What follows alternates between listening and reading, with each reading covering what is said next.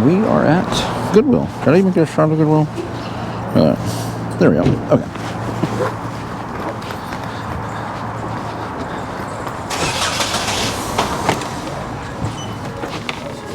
Excuse me.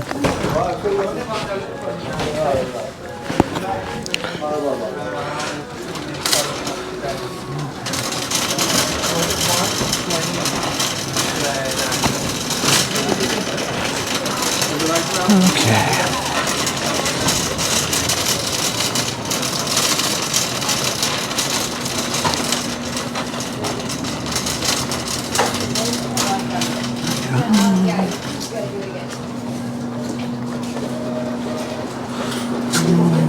That's nice.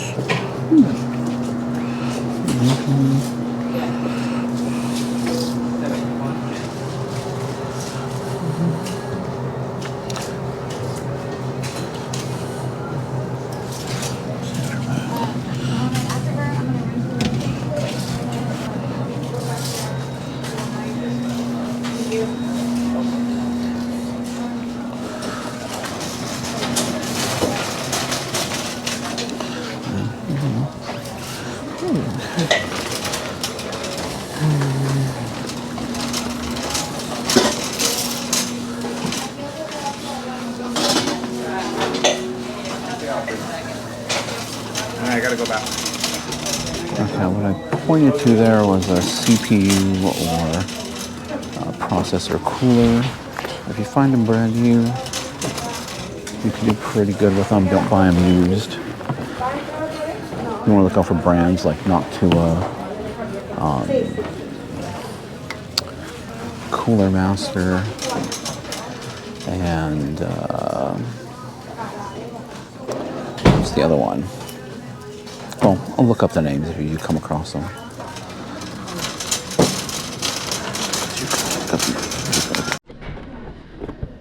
Oh, pretty cool. I've sold this before.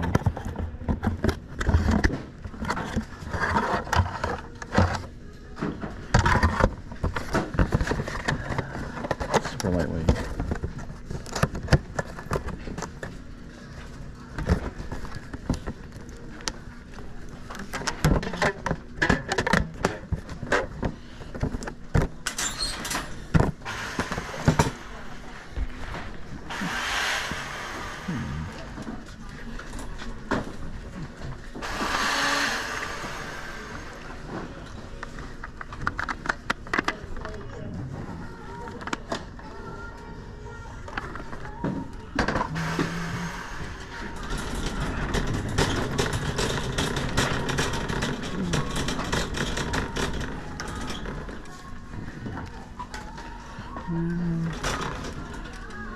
Okay, we're looking about $20 on that. But I picked up this Depeche Mode bag. Should sell for about $40, and we're gonna pay $6 for it. We also got. What do we also get? This right here. We also got the lava lamp down there, and that should be about $30-40. It is brand new. We're paying $13, so we're paying up a little bit for that. That probably for my daughter, I'll see. We got this down here in the glass section. Okay. Lettuce, San Diego Zoo, Philips Sonicare glass. I'm going to circle back around to the miscellaneous aisle. Miscellaneous pottery. There's bins over there. Okay.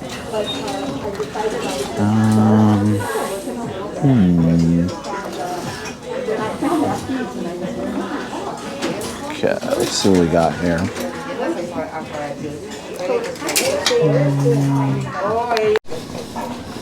Okay, we're moving down an aisle where there's no speakers here. I picked up this ceramic cookie jar, New York Times crossword puzzle. Here's the struggle. $6.39. None listed, all sold. Last sold comp was a bid at $22.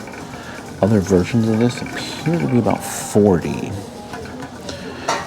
With none listed, you can probably push this to about 50. No cracks, no nothing. Has the lid. The struggle is shipping this guy out. It's pretty delicate. It's not old. It'll be a delicate ceramic. I can do it, not a problem. I'm already thinking of, I already have the box in mind. But this is getting this size and this product, or this, you know, the fact that it's ceramic, it's delicate. It's getting close to the border of what I'm willing to pick up and try to successfully sell. Okay, let's keep going. Now, when I say successful, I mean also getting it to the buyer as well too. So making sure it makes it to the buyer safe and sound with no issues. This is a large lava lamp.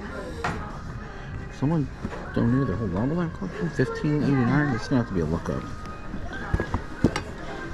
This lava lamp we're not picking up. I opened it up and there was a mold growing on the inside of that thing. It gave me a wink and I put it back, and I'm gonna take that to the front and let them know that they probably shouldn't sell that.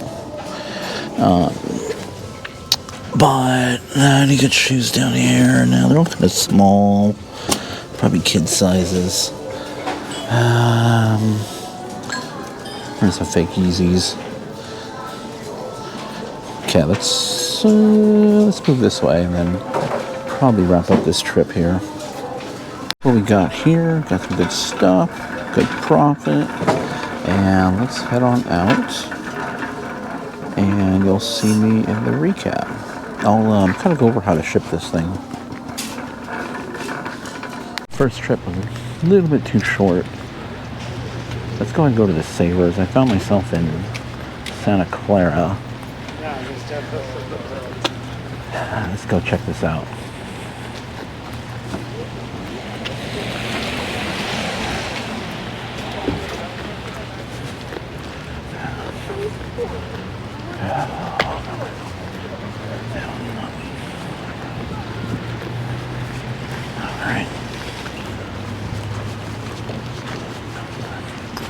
I typically don't like to come to Santa Clara because it's way too wild out here, traffic-wise. I tend to avoid it. But I'm here, let's go look. Need to look at some hats and some games. We have this Fall Out Boy hat for $5 something. It goes for about $20. This one here is actually San Francisco Giants collaboration with UCSF, the hospital. $10, but it goes for $35, so we're gonna pick those up for sure. These games I picked up, not good. I'm gonna put those back. I'm keeping my eye out for what I've had success with at the other Savers, and that is in the like comic book when they have the big collection of comics. I forget what they're called, but I'm looking, keep my eye out for them to see if I see anything. And I'm not seeing it yet. Let's see here. Books. We have the same deal here, the buy 4, get the 5th one free. Okay, music kind of loud in this section, so I'll get back to you guys here. Where I want it to be. Was for, thought there might have been a Surface tab. Keyboard, interesting, I wanted to check on. iPad lightning connector. What we got over here? One of these full-size Apple. What do I have it priced at? It's not a terrible price. Plus we get 20% off. All the keys are there. Yeah, we sell for about $25, so we can do $5 on the high end for that. Big fat no, but there's Bluetooth though. Nah, it's a no. What's this? Old IBM, generic Logitech. Looks like a Surface, but it's not. If it was a Surface, we can pick it up. else we got here? Some other... Nope, that's a big no. Okay. So I've got an Apple full-size wired keyboard. Oh, miscellaneous other electronics I don't like to deal with. But if there's incredible profit in it, maybe I'll always give it a try. This looks like a modem router combo thing. Those are garbage. Well, I mean, sometimes they're worth reselling, but if you're setting up your own home network, in my opinion, they're garbage. Okay. Cut the video here and I'll see if I find anything else. Part of the... I'm going to look these up, but... Hello Kitty stuff. I don't think it's not very old, but I saw these little twin stars. Definitely very popular. Look out for them. Especially the vintage stuff is really good. I'm gonna have to look this up first though. Random Barney. Oh. If you guys seen any of my previous videos, you guys know I'm a huge fan of... Oh, something just broke. Of these aliens, so this has to be a pickup. Tony the Tiger. Stewie there. Some other miscellaneous characters. That was interesting. This is from, I'm going to look this up, but this is from, let's see, something down here, an alien head. What is this? Funky alien guy. What is this? It's kind of weird. 1998. It is vintage, but this is from Simpsons. That's what it's from. It was a cartoon series actually on the Simpsons movie. Yellow tags. It's from Universal. I'm gonna look it up. Is it $3.49? I'm gonna look this up just to be sure. Otherwise, I'm not really seeing too much else. We have a Build-A-Bear, something up here. Lala Loopsy, I believe, if I remember the name right.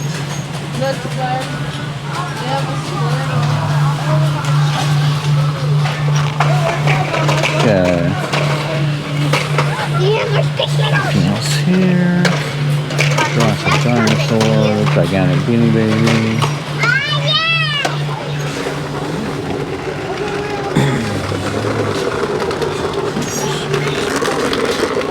Oh, that's weighted. I don't know what that is, really.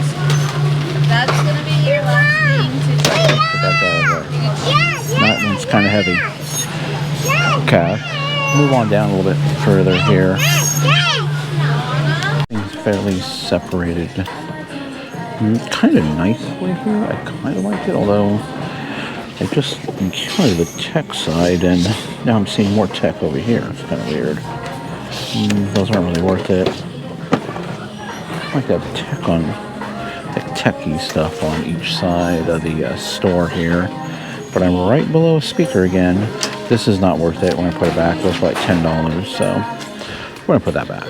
But let's see what else we're gonna find here on this side.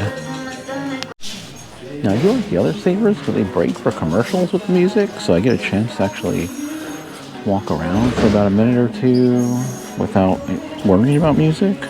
Here, the music's just go, go, go, go, go. So, be a lot more in and out and cuts here. But I will, probably because it's a newer place, they probably have speakers all over the place. I mean, it's a few months old, I believe, if I remember correctly. But I'll cut back when if I find anything in here. Or somebody probably heard on other channels about the Grey Goose glasses and picking those up. This is actually my favorite vodka right here. Belvedere vodka. 2 of these glasses. Set of 2 goes for 40 bucks. Really nice frosted. Got like that tree, leafless tree design. Really cool. Definitely picking those up. For $2.49. I might just keep these for myself because it is one of my favorite distilleries. Okay. Let's keep moving through here. Oh wait, the music just cut out. Okay.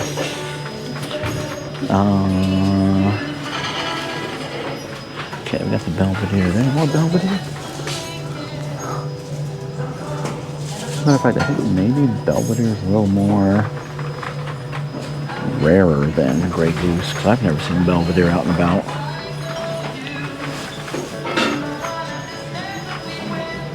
But I think Belvedere is probably more, Grey Goose is a little more popular than Belvedere.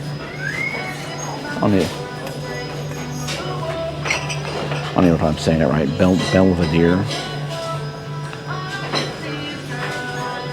Okay. Now let's keep looking. Box because it looked fairly intricate. It wasn't broken or anything. $10.99 is what they want. It's called Ivan and the Firebird. Is the scene that's depicted. It's Russian.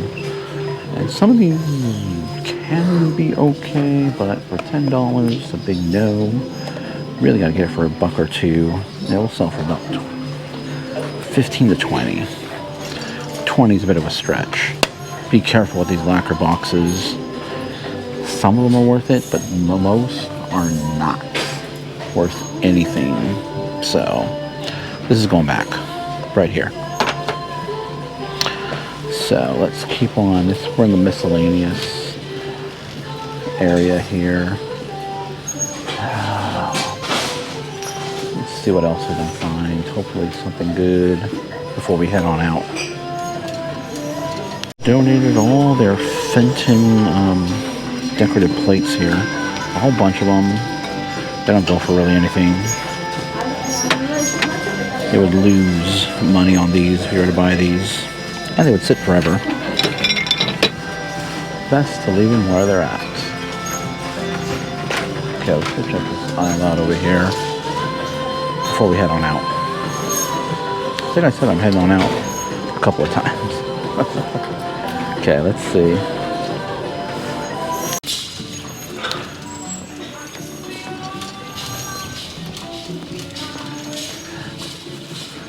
Alright, we're gonna head on out.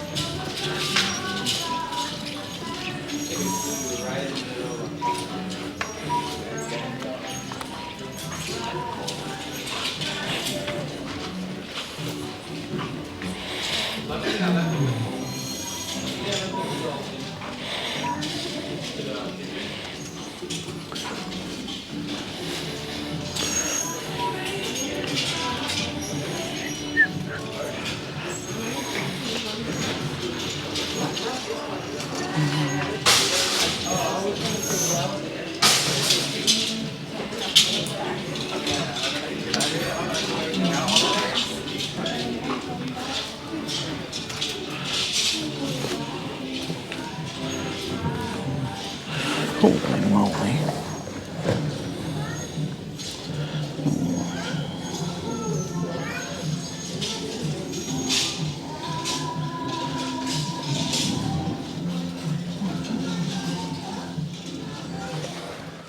Alright everybody, welcome to the end of the video. Let me know what you guys thought of that new Savers. It's new to me. It's brand new to the area. It's in Santa Clara. Like I said, I don't really like going to Santa Clara because it's just so... the traffic is just so congested. If you are somebody that is, that gets a little road rage. Everybody has a little road rage from time to time. But if you're easily triggered, you don't want to go to Santa Clara. It's just wild, packed full of people. It's a great city. I mean, it's clean. Great place to eat over there. Nice big brand new hospital and a brand new Savers. There are other Goodwills in the area, but it's just too much people, especially during the week, during the work week. A lot of there's businesses everywhere, but over there they just seem to be really just congested into a small area. So or just compacted into a small area. So I don't like to go there. But like on a Sunday, I don't mind it because it's pretty light day. That's where the 49ers play, by the way, in Santa Clara. And that's where the big stadium is. They have events and stuff like that. So I don't go there often. But there will be a video coming out where I did go to a Goodwill in Santa Clara. I think that's coming out in about a week or so. But I need to add an extra little tidbit to this video because the first Goodwill trip was very short. And due to music constraints, there was lots of music going on. There's lots of music going on at the Savers too. So I'm not... when I run the video, when I upload it, it'll tell me, if I have any copyright issues with the video. So, I may have to cut some parts out of it. We'll see. But we found some decent stuff there. It wasn't crazy. The prices seemed quite higher, and I didn't like the glass section. A lot of costume jewelry there. So there's costume jewelry and there's fine jewelry. So costume jewelry is basically anything that's not anything with stones that aren't precious, like emeralds, diamonds, or rubies. More like lapis lazuli, quartz, those types of crystals. I'm sorry, lapis is not a crystal; it's a stone. Those types of items, things, would be considered fashion jewelry. Jewelry that's gold plated. So solid gold, silver, platinum, that would be considered fine jewelry. Then they would typically have diamonds in them or anything like that. That would be fine jewelry. So lots of costume jewelry. And costume jewelry can do well, especially if it's associated with a certain designer. So keep your eyes out. There is one designer that was just... It was like, wow, I when we discovered this designer and this jewelry, we were blown away by how much this stuff goes for. And the name is Jess, Jes. I think it's just one S. Mick Harry. And if you ever find that, oh man, that goes for hundreds into the thousands of dollars. And we found some jewelry. That was like, wow, we made a few $100s on spending just a few bucks on what would typically be just costume jewelry. So look out for designers. They should be marked. Now, I think the biggest hit and most exciting hit for me, actually I just washed these too, were these frosted Belvedere glasses. Now, Belvedere is a vodka. It's a vodka brand. And like I was saying earlier, in the video, like I was saying, it is my preferred vodka.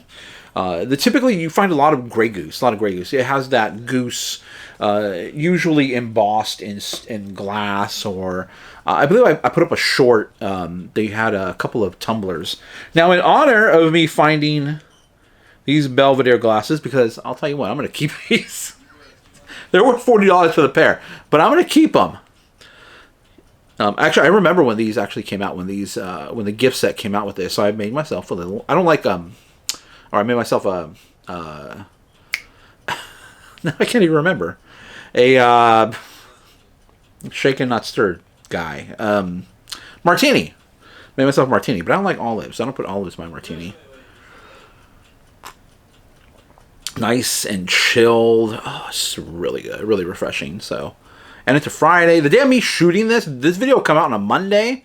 Or at least it should come out on a Monday. Depending upon the flea market, how the flea market goes this weekend. I may release the flea market video on Monday. But this is a Friday for me. So.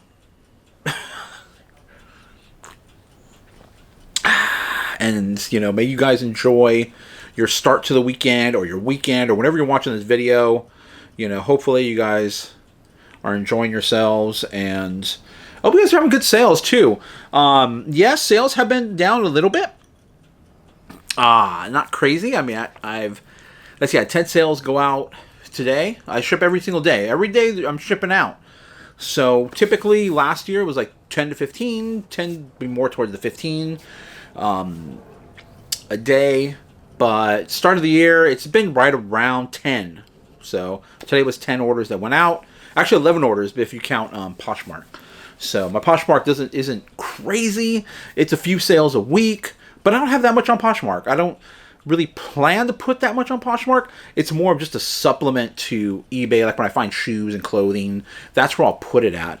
Instead of opening like a secondary eBay store, I just don't. I just don't want to manage 2 eBay stores. So, but I am managing 2 stores because one's a Poshmark store. But I prefer just keep them separate. So, and then I may, and I have been thinking about the possibility of starting Amazon.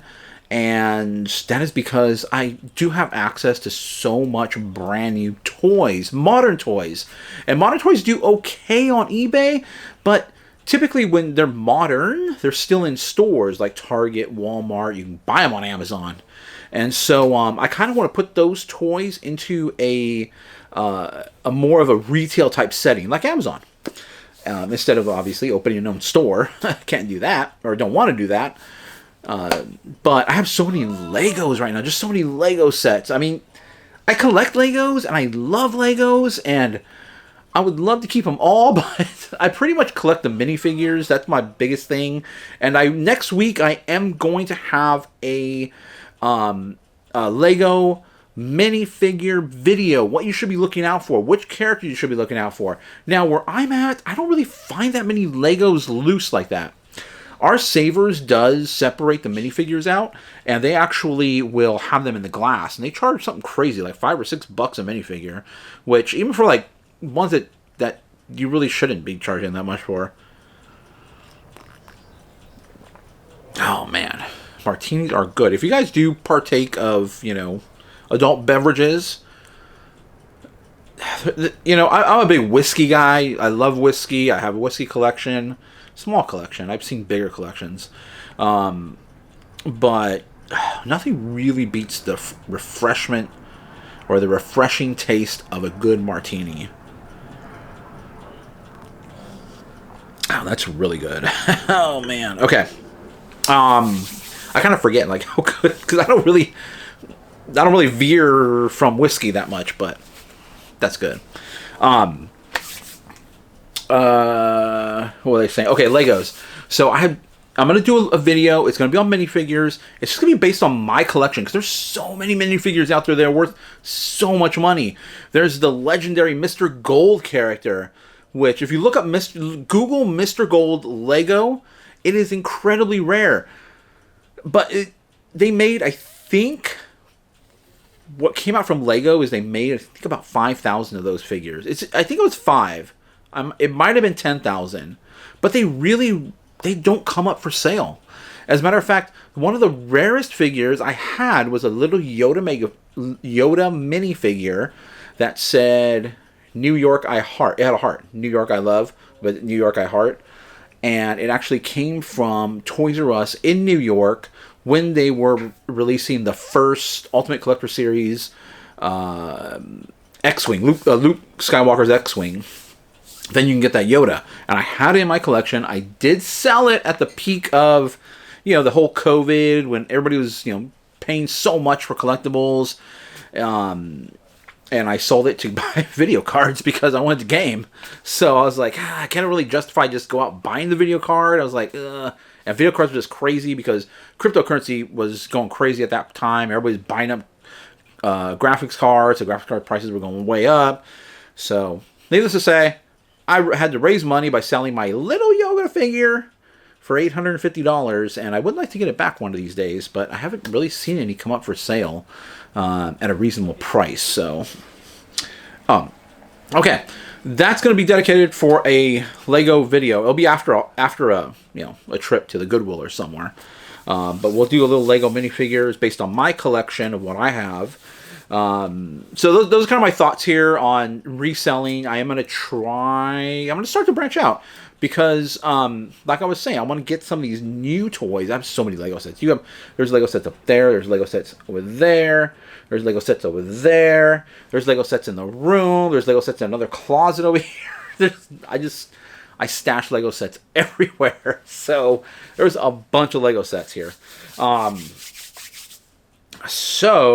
what I wanted to show you guys at the end of this video is packaging up that cookie jar, the New York Times crossword puzzle cookie jar, because it could be a little challenging. I mentioned the video would be challenging. And, when you completing a sale, so it's not just selling it on eBay, getting paid for it, and then that's it, shipping it out. But it's the delivery and making sure that that product gets there safely. Getting there safely to the customer. Because if it doesn't get there safely, then you lost the sale. You got to refund them if it's broken. I did have a really incredibly rare. It was It was like a quarter of Wrigley Field Stadium. It was actually a bank, ceramic bank, and I packaged that incredibly well. I packaged everything really well, and I packaged it incredibly well. I mean, double bubble wrap, packaging paper, sturdy box with enough space to put packaging paper in it, and I shipped it out, and it got destroyed. I don't know what occurred to this package, but it was completely destroyed by the end when the buyer got it. And to me, that's not a complete sale. Unfortunately, that falls on me for not packaging it well enough. And it was before ground advantage occurred, so I didn't have any insurance on it.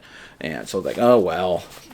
But I only paid $4.59 for it, and it sold for $80. I lost out on an $80 sale, but technically I only lost the money I put into it. So, but I made it right with sending him a really, actually incredibly rare Cubs Wrigley Field hat that I had actually got purchased at the same time. So they were happy because they got another incredibly rare piece. And I really only lost out on both those items. It was maybe about $10. So. Not bad, not the end of the world in my book. We, take the hits and we move on. But I'll just show you guys here on camera. I mean, hopefully I don't drop this. Okay, let me show you guys what we have here. Okay, I already kind of got the wrapping paper that I would need, or the bubble wrap. Okay, this is the New York Times cookie jar. Okay. Now, first of all, one thing you do not want is for items, especially breakable items, to be jiggling around. If it's a shirt, shoes, they're not really going to break if they're jiggling around. Clothing won't really break or anything. But especially like ceramic, glass, you don't want it jiggling around. The other thing you want to be cautious of is the lid. As you can hear, see when I'm tapping the lid, it's clanking against the jar part, where it meets the other ceramic. So even though this has a little bit of silicone there on the edge to kind of secure it, I'm still going to take this off and I'm going to wrap this up independently of this item. Or what I might do, or actually what I will do, is I'm going to put some packaging material here, lay it on top, and then press this on top of it before I ship it out. Or I might use packaging paper, just so you don't get that. Because if it's going through transit, it's going through, driving on the little truck, on the little USPS truck, and that clank, clank, clank, clank, clank. Eventually, what's going to happen? It's going to crack. So, be careful. I mean, it might or might not crack. I mean, ultimately, odds are it will be safe, but I've had it break before in the past. So, that is why I put the little packaging tape here to prevent it from... So that's what I do. Oops. See, hopefully I don't break it before I sell it. Let me move this glass out of the way, but Belvedere glass, look out for it. That was some water that came out of it, not the drink. I got so much stuff here. I got so much I got a list. I shouldn't be sourcing. So when I do my De Anza, I'm going to go up to De Anza tomorrow. Pretty sure I'm going to go up to De Anza. If I wake up, I have to get out there. Pretty sure I'm going to go out there. And everyone will probably be shocked I'm out there, too. Because I talk to a lot of vendors that I know that go out there. And they always tell me, come out to De Anza, come out to De Anza. I'm like, okay, maybe I will. I'm not sure. And then I just don't go. Because it's so early in the morning. And I'm already going early every 3 days a week to the flea market. So I like to kind of just take it easy on a Saturday morning. Okay. So a lot of them will be like, what, you're here? So, okay, we're going to take bubble wrap. This is the bubble wrap we're going to use. I already pre-measured it too. So we're going to wrap it. Bubble wrap. You need bubble wrap. You need packaging paper or peanuts, whatever is your, whatever you choose to use. You could even use, I wouldn't use the like the inflated pillows, what are they called? They're right over here. Hold on. These things. These things don't really fill up space that well. I mean, they'll do good for some items. Maybe if you're boxing up some rare figures or something, or you don't want something to move, you can put this in there. But if you're shipping, anything ceramic, glass, you really want to fill in that space really well. These don't really squeeze into spaces that well. So, which is why I don't use those for this. And I don't buy those little pillow things. I just I get them from Uline usually whenever they send me my packaging material. So all we're gonna do is wrap this up. I'm gonna wrap this up. I'm gonna show you right now how it looks after I'm done because I mean I don't think I need to show you how to just roll this up in bubble wrap. That's it. Now roll it up. You have 2 layers of bubble wrap. You don't need to go any more than that because we're going to fill in the rest with packaging material. And bubble wrap is expensive compared to paper. I use paper. So compared to paper, bubble wrap is pretty expensive. But it comes out to, like, for me, it comes out to like 2 point something cents per foot of bubble wrap. So it still costs something. It's just not, it's not out of this world. But paper's cheap. Paper's cheap. So this is what I'm going to do. I'm going to wrap it just like this. As you notice, the top and the bottom are exposed. You could potentially, since this is double wrapped, you could cut this wrap paper in half, wrap it one way once, wrap it the other way another time. But I'm going to fill in packaging paper on each side of this. Is what I'm going to do. The box we're going to use is a 12 by 10 by 10, which is a box I get from Uline. That is right here. And just by looking at this, if you need to carry a measuring tape with you, do it. I can kind of just visually inspect something and know what box is going to go in. And these boxes I keep in stock. I don't actually use these boxes that often, but they do come in handy to have. And they're not very expensive. They're like $1 and I forgot. They're like $1. It's like around $1.20 per box for these ones here. No, actually, I think it's cheaper than that for some reason.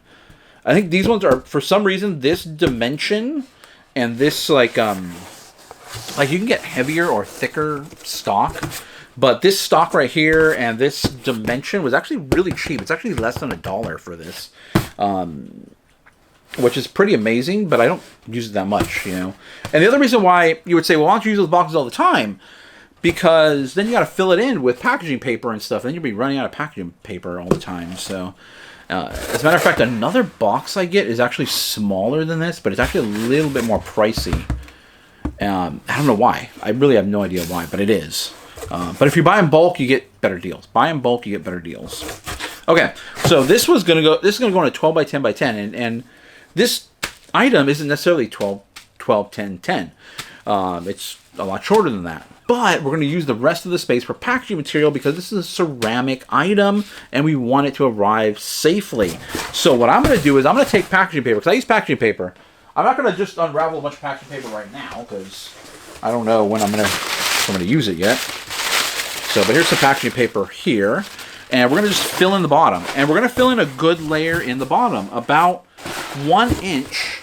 My recommendation would be to fill in 1 inch packaging paper on the bottom.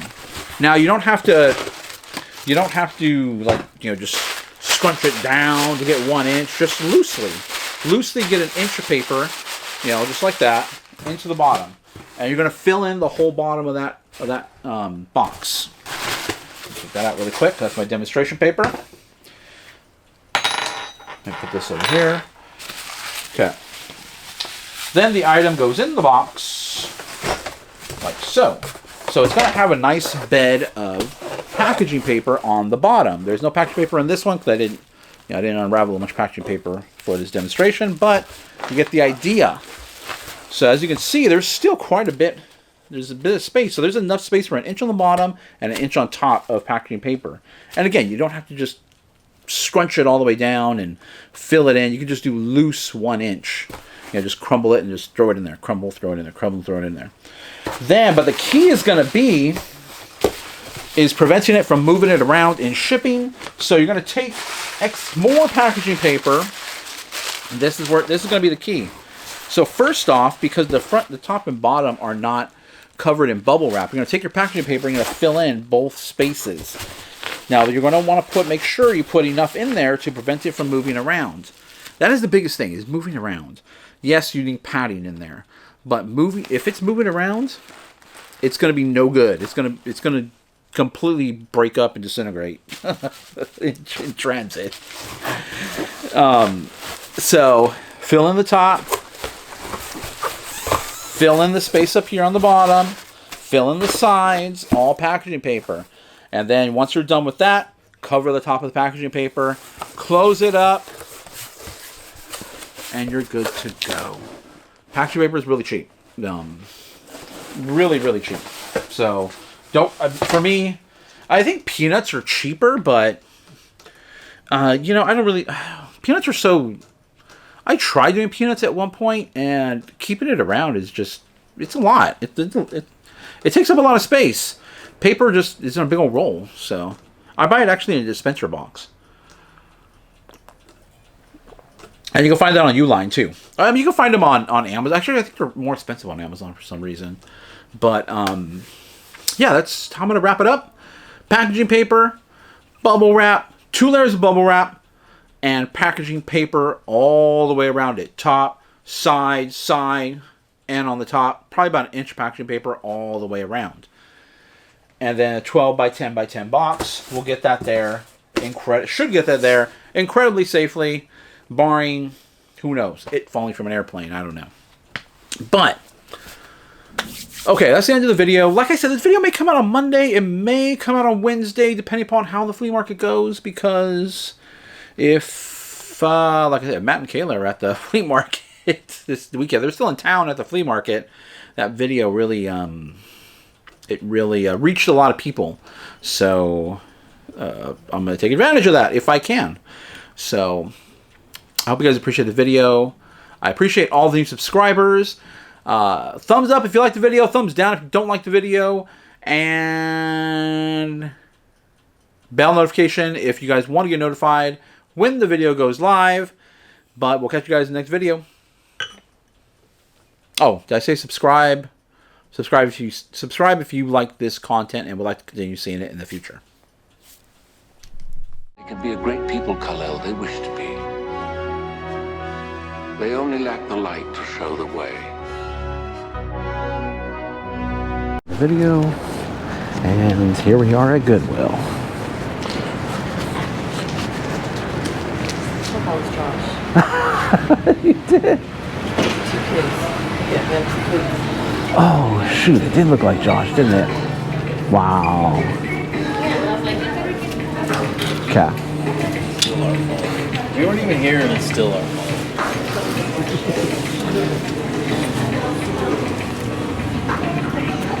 Okay.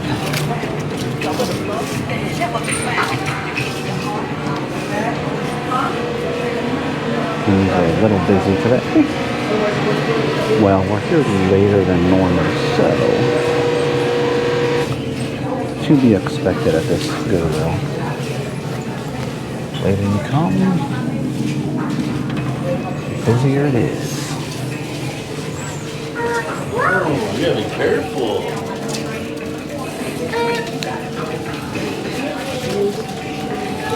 First things first, we gotta locate. We're looking for stuff. But we're gonna locate a cart. Usually you'll find some abandoned.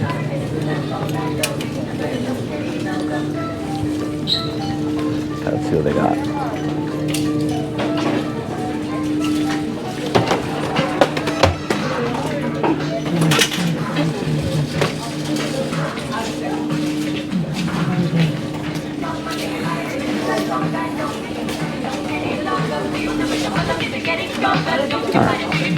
Let's run through our rotation here. Okay, everything's filled right there. We got here, right?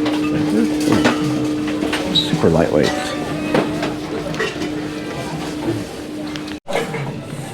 That's fine. I saw this mug with the exact same shit over at Blocks to Help. From another Goodwill.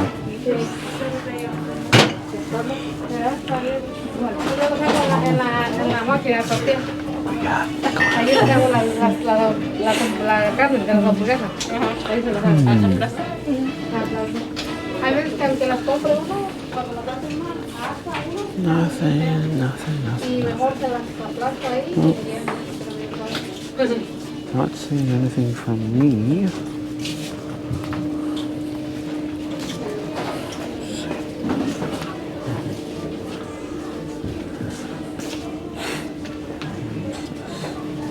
Sabine Wren.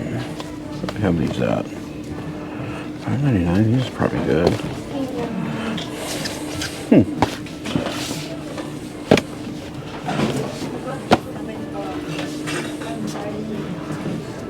Not a bad price.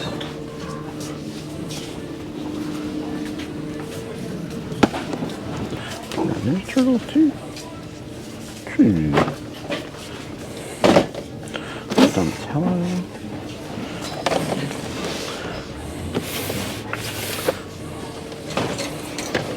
So Donatello too.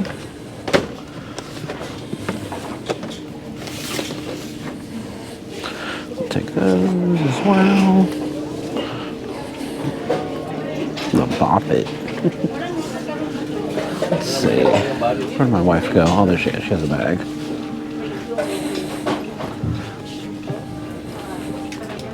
Yep, bag.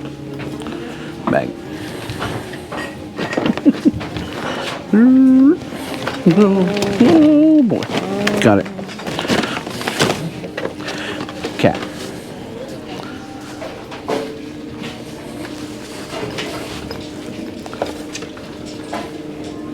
That's not bad. I'm surprised they were still on the shelves, but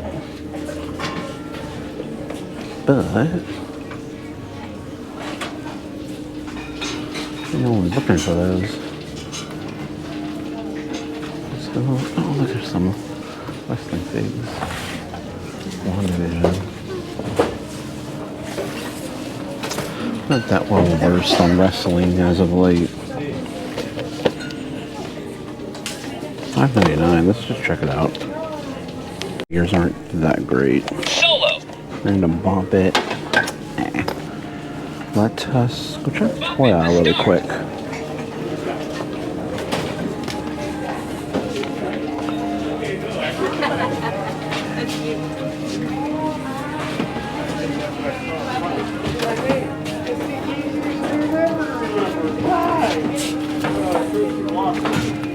This way.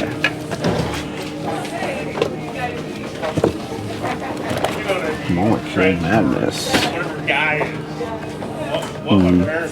Interesting. Uh-oh. Started something. Leapster, these do okay. I got many motorcycles.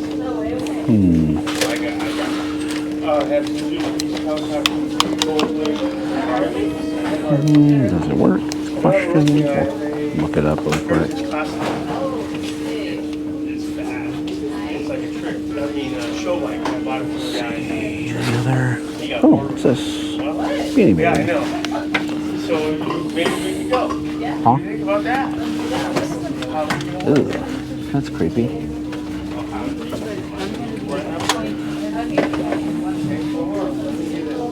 Check out my new phone. Yeah, I stuck it. Any other new figures here? Looks interesting. Very blueprints. It's a flip phone. No. It is just for time and date, but look, it's Samsung Galaxy 5. No, there's Dongle. Seinfeld.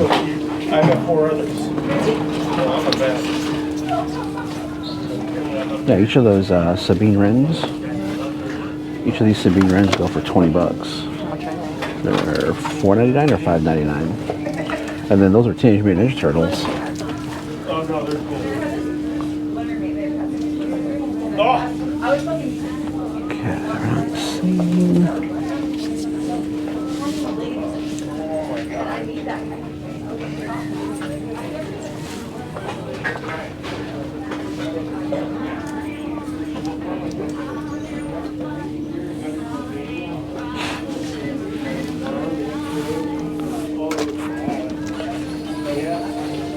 Okay, let's move this way.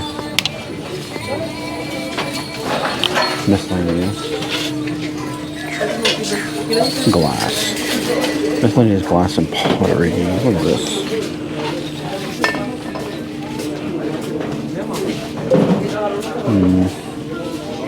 Vintage brass.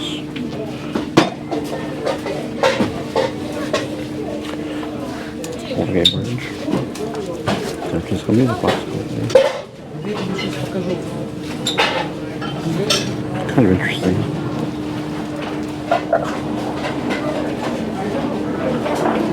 And the tree.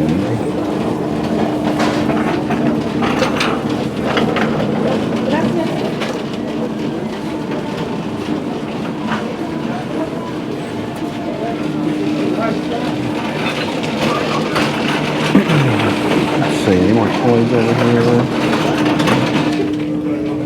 Disney Doorables. Let me scan this really quick. Boxes is them being overwound. So this one here, I tried to wind it and it just sprung right back to the beginning. So make sure you test them out. Either way, it wasn't a good buy either way. Listed for $20, nothing really sold. Let's see if there's anything in the bag. No, I don't see it. There's stuff hiding behind other things.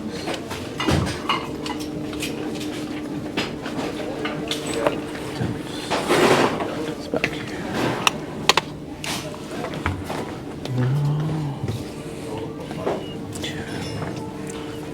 Alright, let's put this back.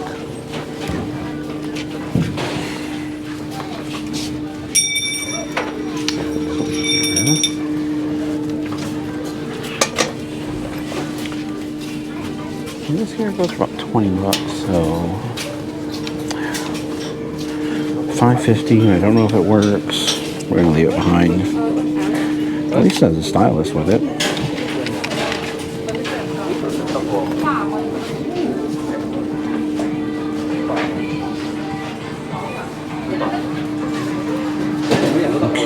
Okay.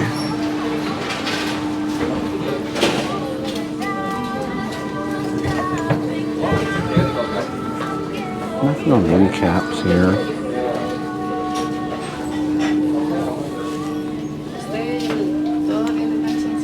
At least nothing I'm saying. What's this?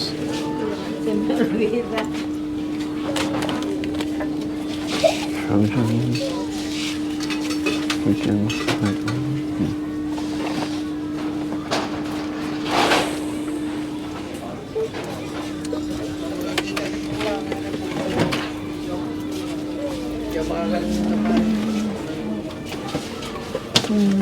Nothing.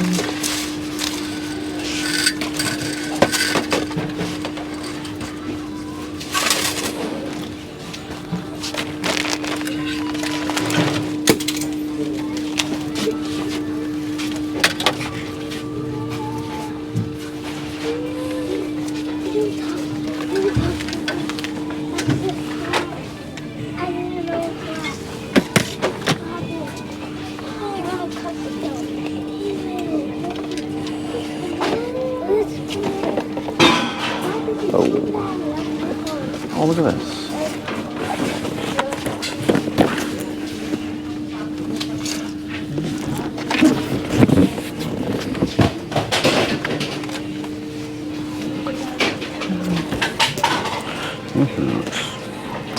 Let's give this a look up.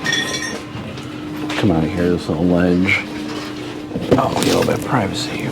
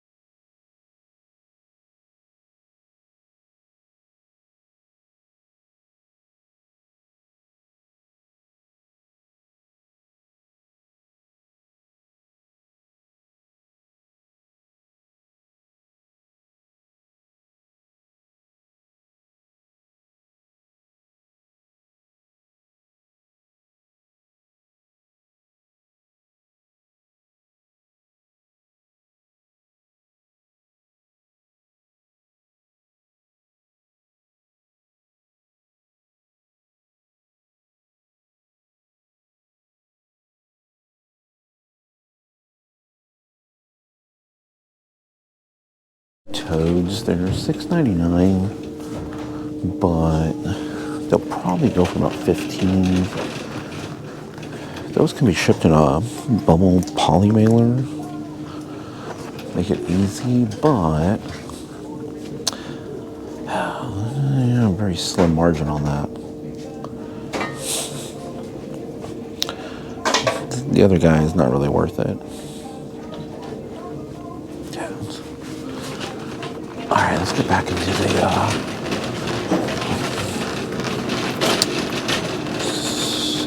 back this way. Toys lobby. Okay. We'll go through this in a little bit. Let's start the routine though. The path. And right off the bat, nothing. Sometimes these can do okay. They're brand new. Albuquerque, Santa Fe. They have colleges, animals, basically Monopoly, but they can't use the Monopoly name.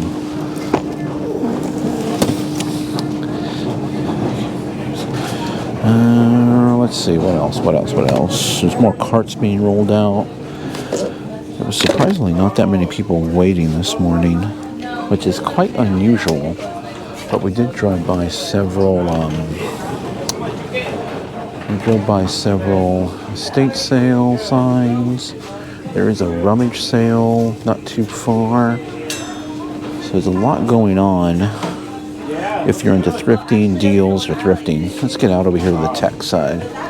Clip quick, but JanSport is good if you see Made in the USA on it. Sell for about $30 to $40. The other ones, no. Okay, so I'm gonna have to go over this cart here, and a couple of things here I want to show you guys to be on the lookout for, but also kind of avoid as well too. I mean, this is the Ray Dunn mother. There's tons of Ray Dunn everywhere.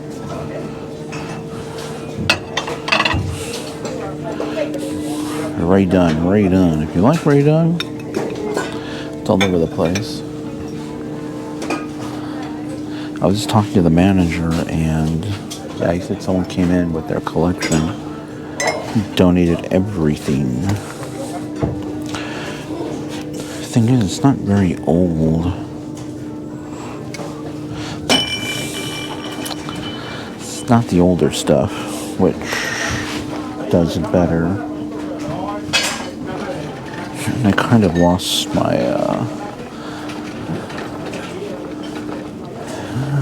way.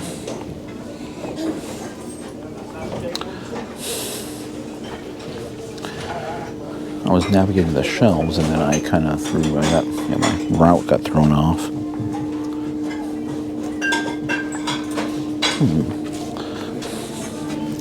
What's this? Oh, no.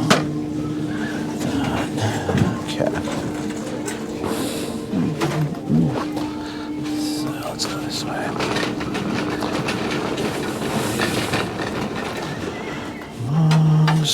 Mugs, looking good. What is this? Republic, Puerto Rico.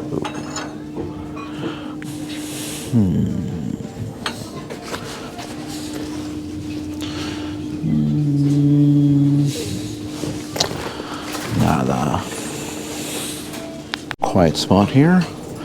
Now we're gonna pick up the Pokemon. This is, should go for like $25. Oh, there's the price right there. Okay, I'm gonna pick that up. Monster High, again, this should go for about $25. Brand new, sealed. I'm gonna pick that up. Box cards. This one here should go for about $20 to $25. This one also should go for about $20 to $25.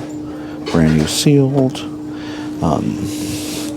This is a chat. So you definitely look up for the chat mugs. I'm not sure what's up with that price though. I think it's $2, but this should be like a $20 mug. And okay, so so we got the headphones, but we're not going to pick these up. There's no receiver. I was just double checking to see if they're wired or wireless. They're supposed to be wireless. They're Steel Series. Still good to look out for, but you need the dongle. These should be about $20. It should go for $20, I should say. This is going back. We got a rug. That's for ourselves. This coffee pot should be about $20-ish, maybe 15. I'm probably going to put it back. Yeah, I'm going to put it back. These rings here, these are from Pottery Barn. And I've sold complete sets of these for $30 to $40. So look out for these. They're just curtain tie-back rings. These right here. So these right here. These Ray Dunn Nest. Wrong logo. You gotta look for the. I'll probably put a picture up in the video once I'm done with it. But let me see. $9.89. Got the Nest. These ones here aren't really worth that much. The other ones with the proper logo, the older, $350 the last sold comp. These ones, no. The other ones are going back too. Okay.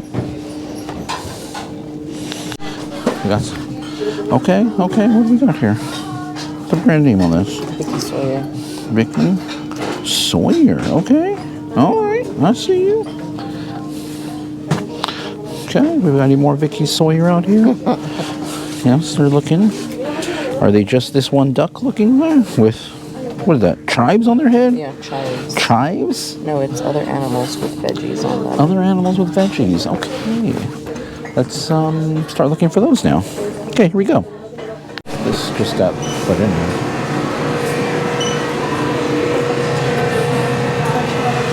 Let's take a look and see what we have here.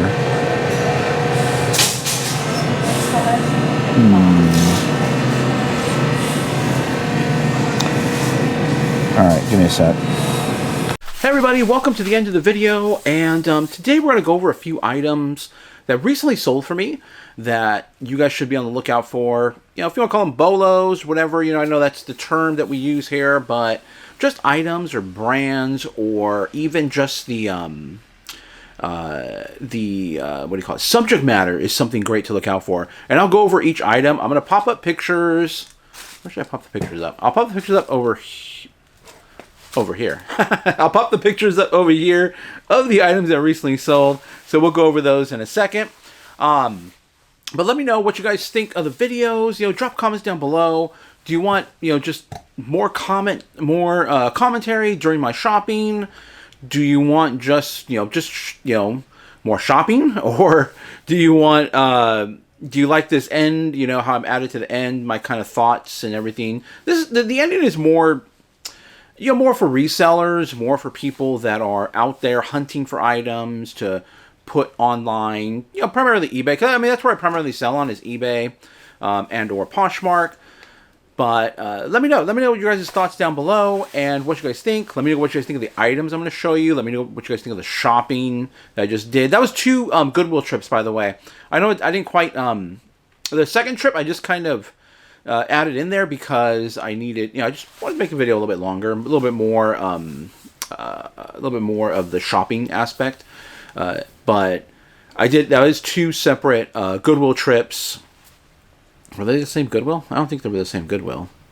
Everything becomes one big blur because I'm at Goodwill. I'm at Goodwill almost all the time, especially now that I'm shooting video, and it's not.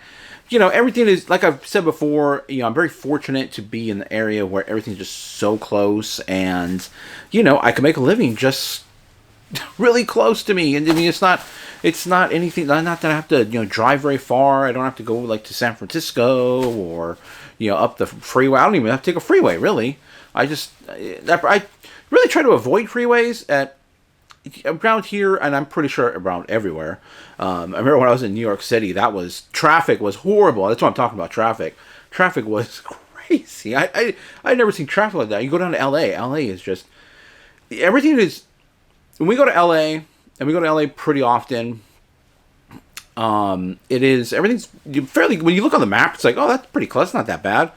But when you add in traffic, that's like a whole nother hour of driving. It's like, oh man, when we're taking off down there, we're going down Highway 5 is the route that I prefer to take. There are other ways to get down there, but usually when I'm driving, I like that straight shot to get down there. You could take the more scenic route, which is Highway 101. I think you go like 101. I don't think you go to Highway 1. I think it's just, I haven't gone down that way in such a long time. If you want more scenic, more road traveling, road trip type of environment, you would go that route. But if you just want to get there, Highway 5. If you don't like so many twists and turns, Highway 5. You just go straight, and that's what we do. And then when you go to Highway 5, as soon as you get to LA, it's like boom, you come to a dead stop. It's just, no matter what time of the day it is, it's wild. And I mean, up here it's wild too, but it's more, traffic is more crazier during the week, during the work week, because there's a lot of businesses here, a lot of tech companies, a lot of people work here, and there's just tons of people on the road. Get that little flying bug, whatever that is. So I take the back roads everywhere, and it's pretty much, I can take the back roads all the way to everywhere I need to go. So something dangling from my hat here. I can see it out of the corner of my eye. It would bother me. Okay, but let's get over to the items here. I'm going to pop them up right now after I have some. This is actually just coffee.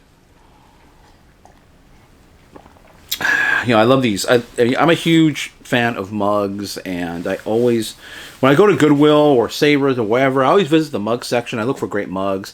I'm always looking out for Deneen mugs, but anything cool and unusual. This is actually from you've seen it in my video before, but it's the Los Gatos coffee company. It's just a great, well-made mug. I like, I'm pretty sure a lot of people like mugs. Just a very, just a home morning, take it easy kind of mug is the feeling I get. A nice weekend where you don't have anything to do, don't have anywhere to go. You can just sit back and relax with a nice cup of coffee in the morning. It's not whiskey or anything like that. I don't do that in the morning. However, I did see an article a while ago.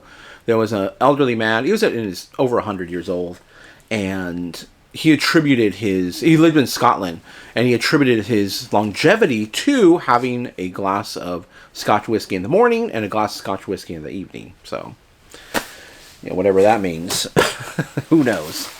But let's get to the items. I have the pictures on my phone, so I'm gonna look at them just so I can make sure I properly reference them. And the first item I'm gonna pop up, and the other thing too about these items is in regards to sell-through rate. And if you're a reseller and you're watching YouTube, you're gonna come across videos where people will tell you, just list it and they'll sell, or go look at the sell-through rate and go by the sell-through rate, see what, divide this by that, if it's sold within this amount of time, this is how long it'll take. But I'm not anti,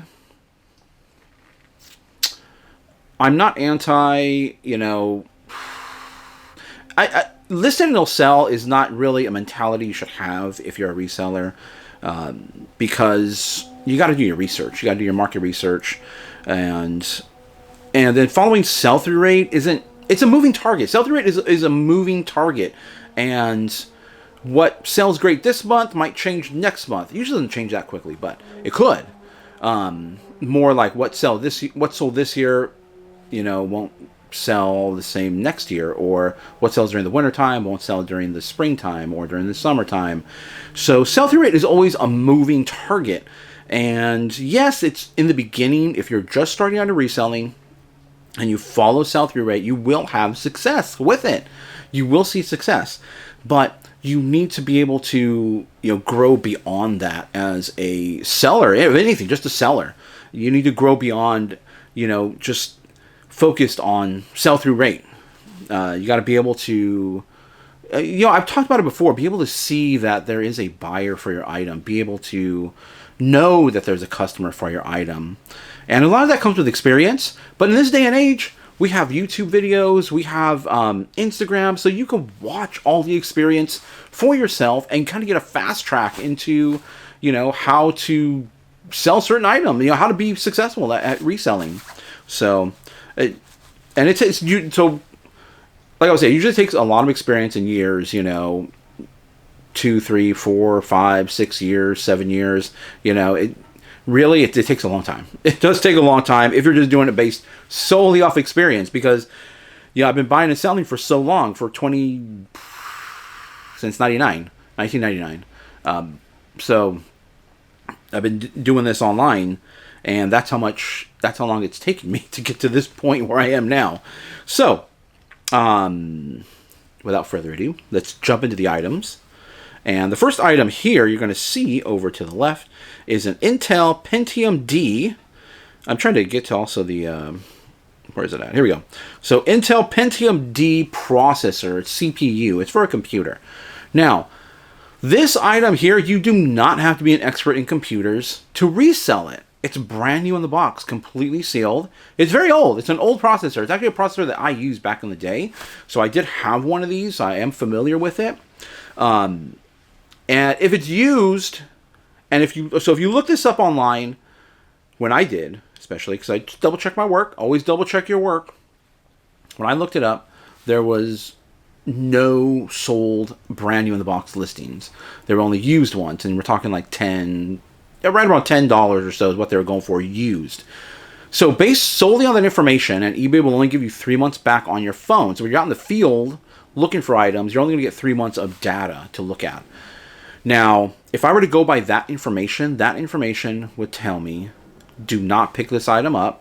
There's no sold history of this brand new. And in used condition, it's only going for like $10. And I bought it for $5 at the flea market. So based on all that information, you shouldn't have picked it up. You should have left it there. But I didn't. I bought it because I have more information that I've accumulated over the years than what eBay is giving me. And I know that this would sell, and close to $100. I listed it for $100, and I accepted offers. I mean, I only paid $5 for it, so I don't know. I was probably willing to go as low as $50, but they sent me an offer of $75, and I took it. So 5 into 75. It's not quite 75 because you got to think of the fees at eBay. Let's just say, $60. The fees and the shipping supplies, and subtract what you paid for the item. So we'll say 5 into $60 is not a bad profit margin for this item. So, and that item took about a month and a half to sell. That item right there. So that was a pretty good sale. Next item here is a glass item. Now this is a cat. They're chasing a mouse, and they're going up a coat rack to get the mouse. Now, I saw this item. This was $13 at the flea market.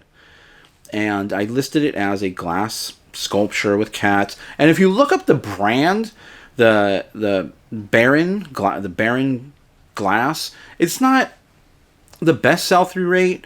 And I couldn't really find this sculpture in a sold condition. I saw it just listed for sale, and I think it was listed for $125, which I didn't think. I think $125 is a bit of a stretch for this item.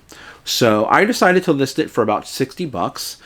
It was a little bit more of a larger item compared to the other ones that are listed from the same brand. The subject matter on this. So the subject matter is great. It's cats. Everybody loves cats. It's glass. Everybody loves glass. Home decor. It's pink. It's frosted. It's clear glass. It's a great piece. And so I felt that it would be worth, not quite what someone had it listed for, over $100. I felt it'd be more in the range of about $60. And it took about a week and a half, and it sold for $60, full ASCII price. There was no negotiating involved. So that's my thought process when I was looking at the item.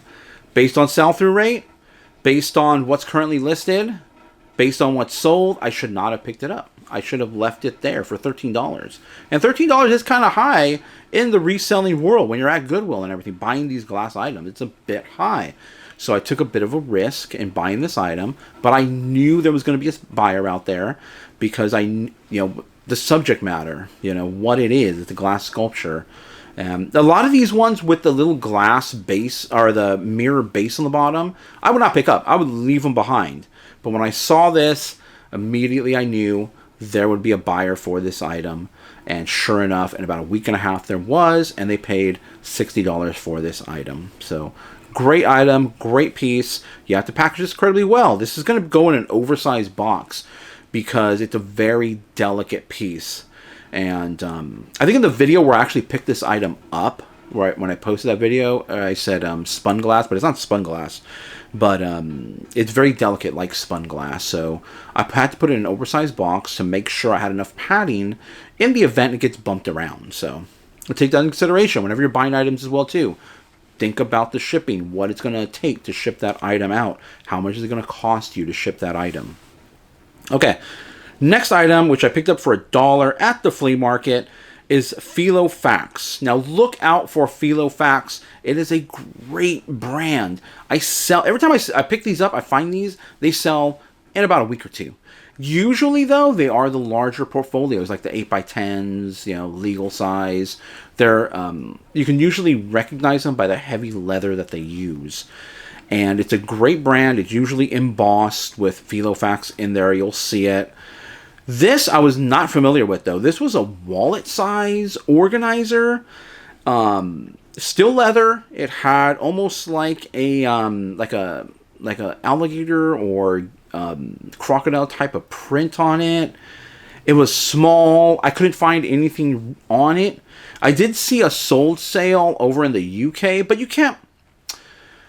I don't really rely on international listings when I'm listing my item. I want to see it here in the US. I will, because I don't get that many international sales. So if it's being sold internationally, odds of me actually selling it, because shipping is so high, is going to be very low. Internationally, that is. So, but I am familiar with the brand name, Filofax.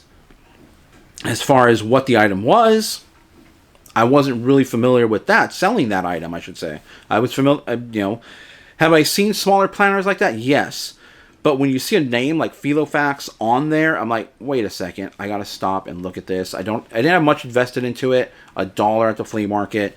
So, I'm willing to risk $1. Willing to risk, $5 or less. I'm willing to risk that amount of money to try to make a sale. And sure enough, $68. I did take an offer because I listed it high. I didn't know, if what it would go for. I listed it for $125 is what I listed it for. And that was based on the UK sale. It's a bigger, if someone's here stateside that wants it and doesn't want to pay a crazy, shipping cost to get it here from overseas, they'll see mine and maybe they'll, buy mine. So, but sure enough, $68, it sold. That one took a little bit longer. It took about 3 weeks to sell. But for $1 invested into it, it's tiny. It goes into a poly mailer. A great item for $68. So, really cool set of items there that you guys should be on the lookout for. And another thing you should be on the lookout for, which I found in this video. Let me go get that really quick. Hold on. Okay, another item here that you should be on the lookout for are these mugs. So, not all mugs are necessarily valuable, so you do have to be careful. Look them up. Not all Starbucks mugs are worth it. A lot of people, buy those You Are Here series, but you really got to look for the ones that are outside of the United States, like Moscow. I've sold before. Ones from China. So look out for those. Those ones tend to sell for $20-ish or more. The ones within the States, probably because we can all get them pretty easily. Well, can't necessarily get them easily, but they're stateside, so you have to be in that country to get it, from what I know. Okay, but here's a brand. This is Taylor and NG. Is a brand of mug you should be on the lookout for. These regularly sell for over $20. This is Cats, and it's not a, it's, I guess, a naughty mug is what you would call that. So usually has some sort of animal. This one has cats. There are, from what I've sold, there are rabbits. I know there's a whale one. I think I sold a whale one recently. So a variety of animals. Definitely look out for this brand. It's San Francisco based, so that's probably why I find them all the time. I find them all quite often around our area. And they usually sell, they take about a couple weeks. And they'll sell very quickly. This one should sell for about $40. And I think it was $2.59 for this mug. So look out for Taylor NG. If you find them out there, Might be unique to San Francisco, but I'm pretty sure you could probably find them out there at other locations. But another Volo brand there. All right, everybody. My light over here kind of died, or I put an extra light over here to kind of help illuminate this area as well too. I think that's better, but it kind of just fell over. All right. That's the end of the video. Thank you guys for watching. Thank you to all the new subscribers. Please like the video. Dislike it if you didn't like it. Like it if you liked it. Dislike it if you didn't like it. Subscribe if you want to continue to see content like this from me.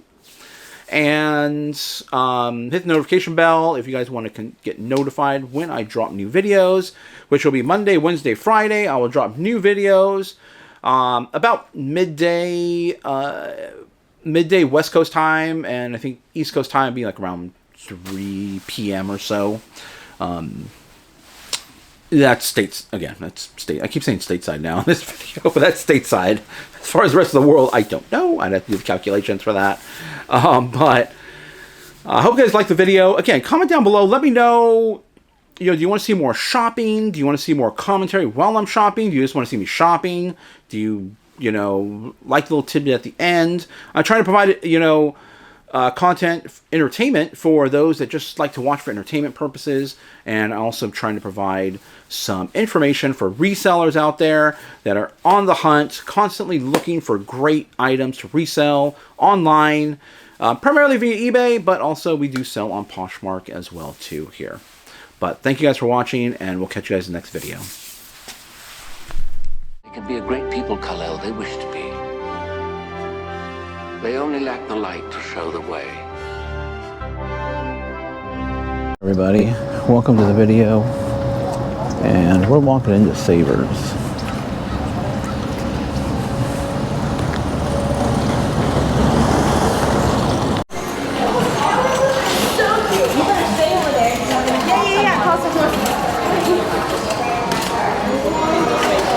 Right off the bat,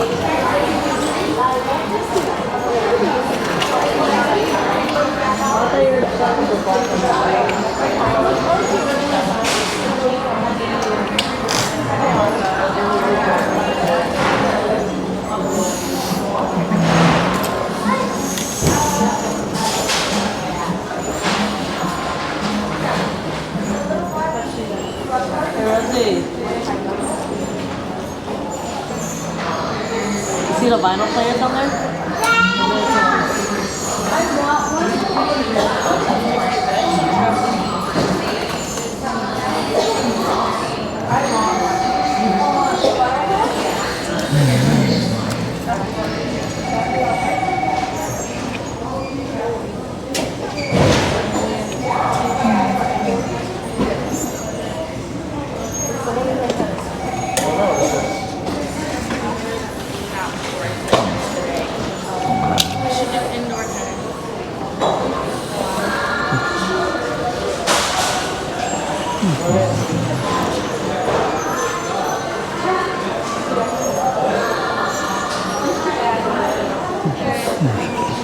Ray-Bans that you saw in the glass, and actually some Oakleys I spotted, and both were fake. So let's head back here to the baggy wall.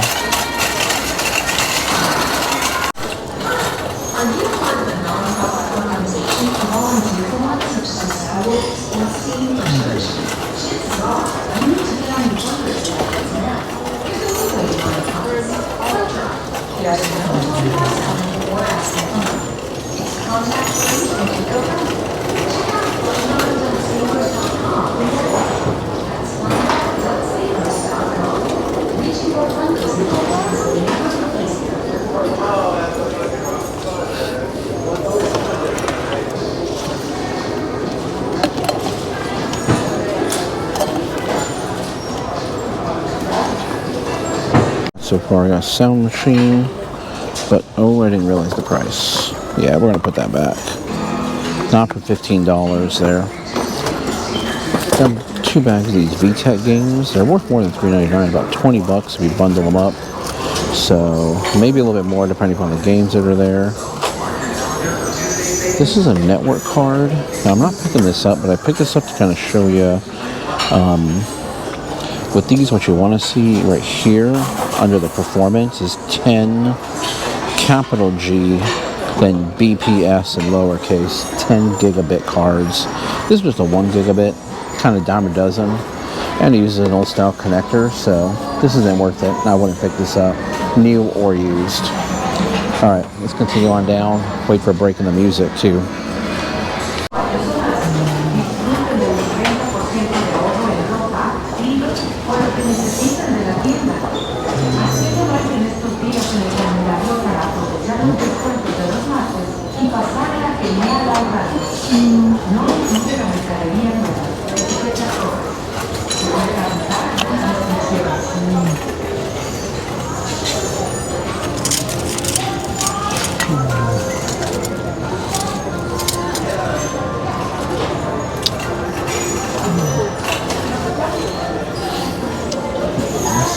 Nope. Might be something I rescue. I've never seen this before, but it's 1994 Star Trek. That's a Klingon bird of prey inside a snow globe. Battery compartment is thrashed. I'm going to have to clean it up, but $10. Might be a personal purchase. I think this goes with it. I have to double check this really quick. Hard goods here. Look at this. Missing a leg though. Sort of stoneware. Decanters or apothecary. Target.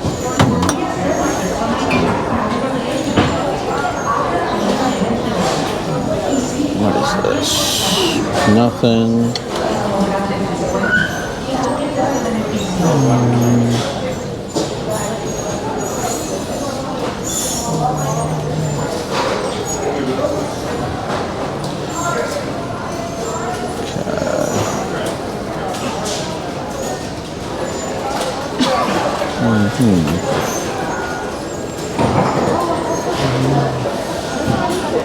Maybe go look at some shoes. Yeah. Let's go look at the shoes. Just recently sold a bowler cap that I found here. 100% wool bowler cap. Picked it up here for, I think it was $5.99. And that sold for $40.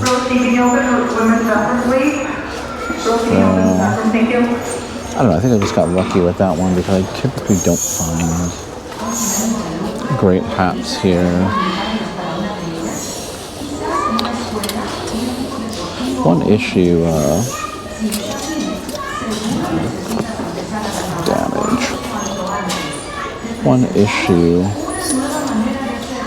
with wallets here especially is they put these little clips on it. And sometimes on the leather, this will leave an indentation on it, which is kind of annoying. But we'll take a look at the wallets right now. And yeah, nothing. Not really much here today.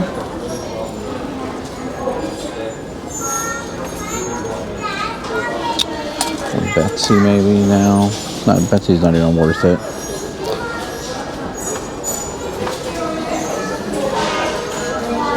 Alright.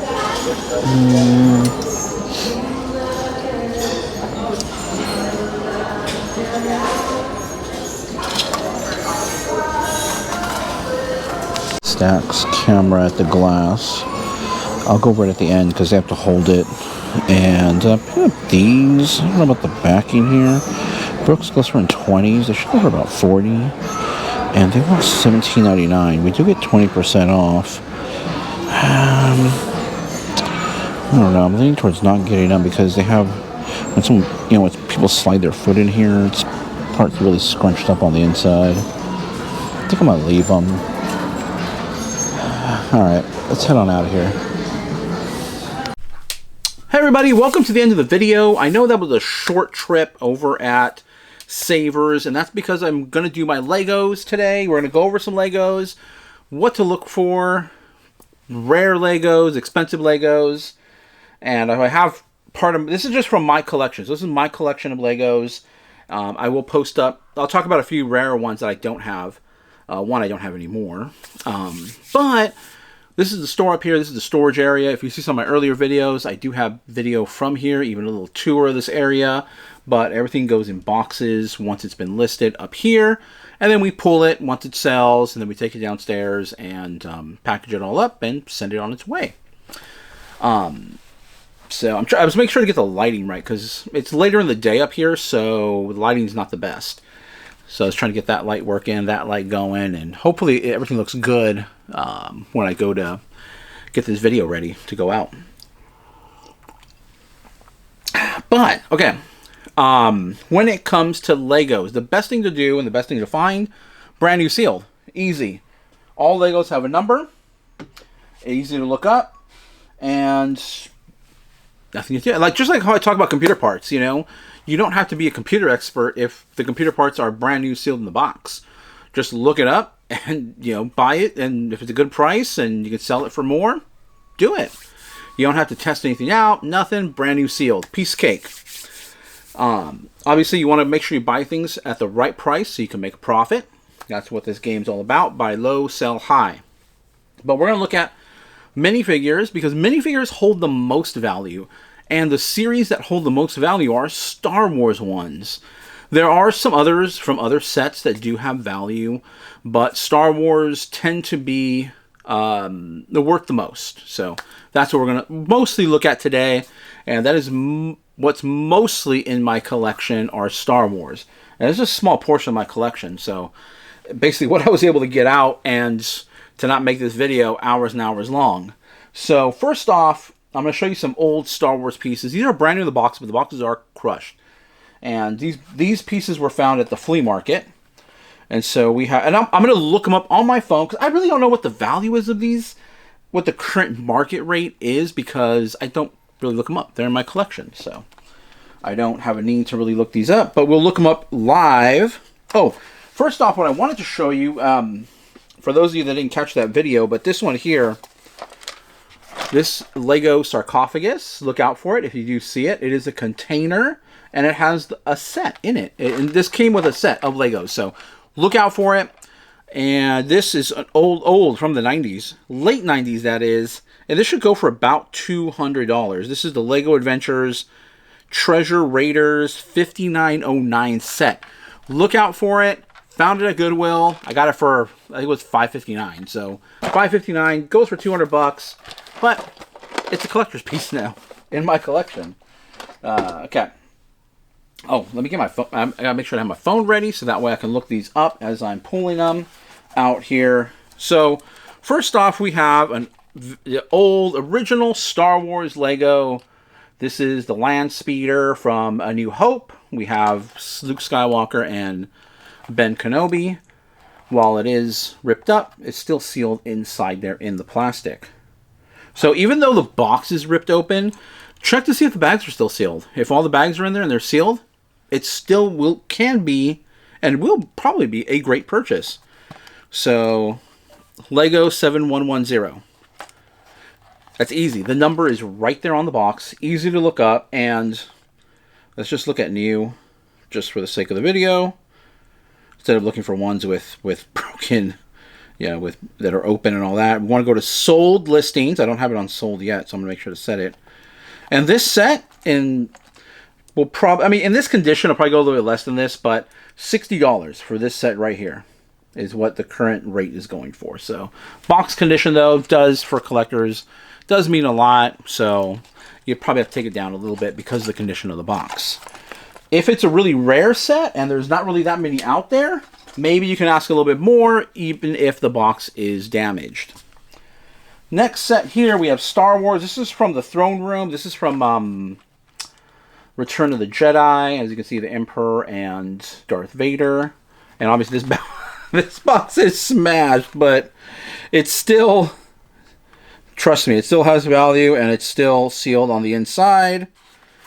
This set in new condition, we'll just do new. Obviously, you know, we'd have to take some money off because of the condition of the box. But this one goes for about $90 if it was in great condition. $80 to $90. So obviously, in my condition, probably a little bit less, maybe more like $60 in the condition I have it in. Then we have another little set here. These are found at the flea market, by the way. This is Jabba's little palace. I guess when the droids first meet, who's that? Bip Fortuna? I never can pronounce his name. Bip Fortuna. So, cool little set right there. And this goes for... 7.5. This goes for $50 to $60. So for that little set right there. Obviously, again, I'm not going to continue to say because of the condition. So you guys get it. Okay. And then the big one here out of this box I was able to open up. Let me get this one ready. This was just one box I had quick access to so I can make the video. But there's plenty, there's tons of Legos here to you guys. This one currently sells for around $300. Brand new, in good condition, but this is Lego. It's Lego set number 4480, which is Jabba's Palace. Try not to get the reflection in it so you guys can see it. So, really cool set. One of the originals. And yeah, I mean, the box is in great condition, but everything's still sealed on the inside. So definitely some older Star Wars sets to be on the lookout for. And like some of the little ones, obviously they don't go for crazy, I mean, but you're still looking like $50 a box probably for the smaller ones. Obviously the Jabba set, you know, that's the $300 set. Now this one here, mind you, this one's $200 in used condition for this set right here. So that's $200 used. Brand new, I think it was like double that. So, but that was a really old. That was an old set. I think that's older than the Star Wars ones. Okay, so let's go through these minifigures now. We're gonna look these up one by one. I hope I remember what sets they're coming out of because I don't. Let's just go on the top. We'll go top down, and I'll pick out. I grabbed the container. So these are how I store my Lego minifigures.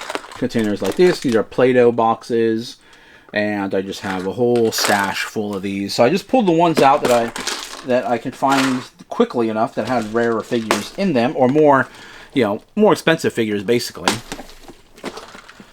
Or what I think they're more expensive. As I look them up, they might not be that expensive. So, okay. First, right off the bat, here's a big one right here. I know this is a big one. So, and I have the lightsabers and accessories for pretty much. I think I have the accessories for pretty much all the minifigures in my collection. So, okay. There's a minifigure there. This is Darth Malgus.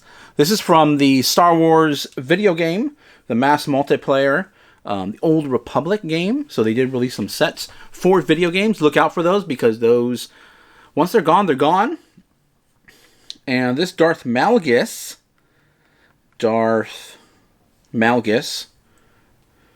minifigure currently goes for, last sold, $189. There's one for $153, $175. So Darth Malgus, kind of like a Darth Vader-ish character, but as you can see, he just has the mouthpiece and his head's not covered. So it has a cape and it comes with a lightsaber. If you don't find the lightsabers are a dime a dozen. So I mean, you can always add a random lightsaber to it, like a Darth Vader lightsaber, if you don't have one for this guy. But Darth Malgus, there he is. Even some of the individual pieces, like the headpiece, this neck piece, even those can sell pretty well because the prints on those, I mean, they're not making those prints anymore. So, about $150 to $175 for that one figure right there. Now, another one, I think this one's still pretty rare. Let me see. Galen Merrick. And this is also from a video game. This one might be a little bit harder to find because it's a little more... The face is kind of generic looking, but it's really the top that really So this is Galen Merrick, codename Star Killer. And this is also from a video game. And this one goes for about $50 to $60. There's one here as high as $75, so look out for that one. He also has a companion here. Let me see. Let me see what that's worth it. Eclipse. Minifigure. Okay. The companion figure only goes for about $10, but it's this one here. It's Juno. Her name is Juno Eclipse. Juno Eclipse? Yeah. So also from the video game. This is from the Force Unleashed series. So, and then there's also a Darth Vader. Let me see. Darth Vader Force Unleashed. So this one. There's also a Darth Vader. This one doesn't go for like crazy valuable. I mean, if you got them all together, you're probably looking at about $100 to $120. But this Darth Vader figure goes for about $25. So if you find it out there, a little more unique Darth Vader character, so maybe a little bit easier to spot out of all the other figures as well too. Let me open the windows because I see the sun coming out. So hold on one second. Okay, I hope that helps with the lighting. It wasn't supposed to rain today, but then it got really cloudy and dark, and it did rain. So, luckily we were able to go to the flea market, though. So we got that out of the way. Okay, so next up is Lego Star Wars The Old Republic minifigure. I don't remember the name of this character. Oh, so it's Kao or K-A-O Sen. And it's from the mass multiplayer video game Star Wars: The Old Republic, and here he is right here. This one goes for last sold for $125. So here's another one, and as you can see, he looks like the same species as I can't think of his name right now. Jeez, come on. I was gonna say Darth Malik because that's the last article I was reading. But it's Darth... God, why can't I think of his name? He's a Zabrak. Zabrak character. That's a species. It's going to come to me in a second. Because I wanted to talk about that character as well, too. So that's also from the video game. These two are miscellaneous little troopers from the video game as well, too. These ones go with the Darth Malgus character. Not incredibly valuable, like $10, but... definitely, if you have more in a set, it's definitely worth it. I'm going to take a quick little Google image search. And Google image search will really help you identify minifigures. Because I don't remember the name of this guy, but this is just called Sith Warrior. Okay. Star Wars Sith Warrior minifigure. Okay, let's see. This one... a lot of people believed he was associated with another character, but... okay, this one here, last sold for $75. This is also from the Star Wars video game, The Old Republic, as well, too. So, another one, kind of a little bit more easier to identify. Hopefully it picks it up. There we go. Put my face behind it, and you get it. There he is right there. So, really cool character, actually. I really like the printing on this one. So... and as you can see, these are all from these ones I just showed you are all from a video game, a Star Wars video game. So it's been retired. It's been long retired, so it's no longer around.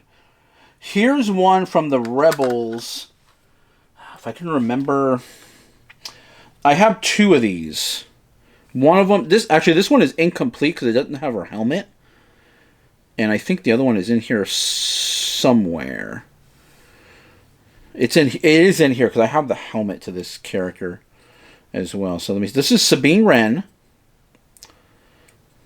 And let's see. This set, it's a Star Wars figure. So Sabine Wren is from Lego's Rebels. Did I say Lego's Rebels? I meant Star Wars Rebels. The cartoon that was on... was that on Disney Plus? I think it was just on Disney's Plus.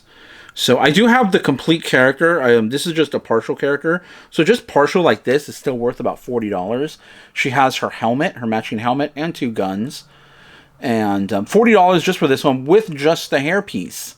Notice that her arms aren't covered, because there are ones where her arms are actually covered. And with the actual Mandalorian helmet and the hair and the guns, $125 for this little minifigure right here. So Star Wars Rebels minifigure. This one, these two actually I got from sets that were speeder bike sets. Is what they were from.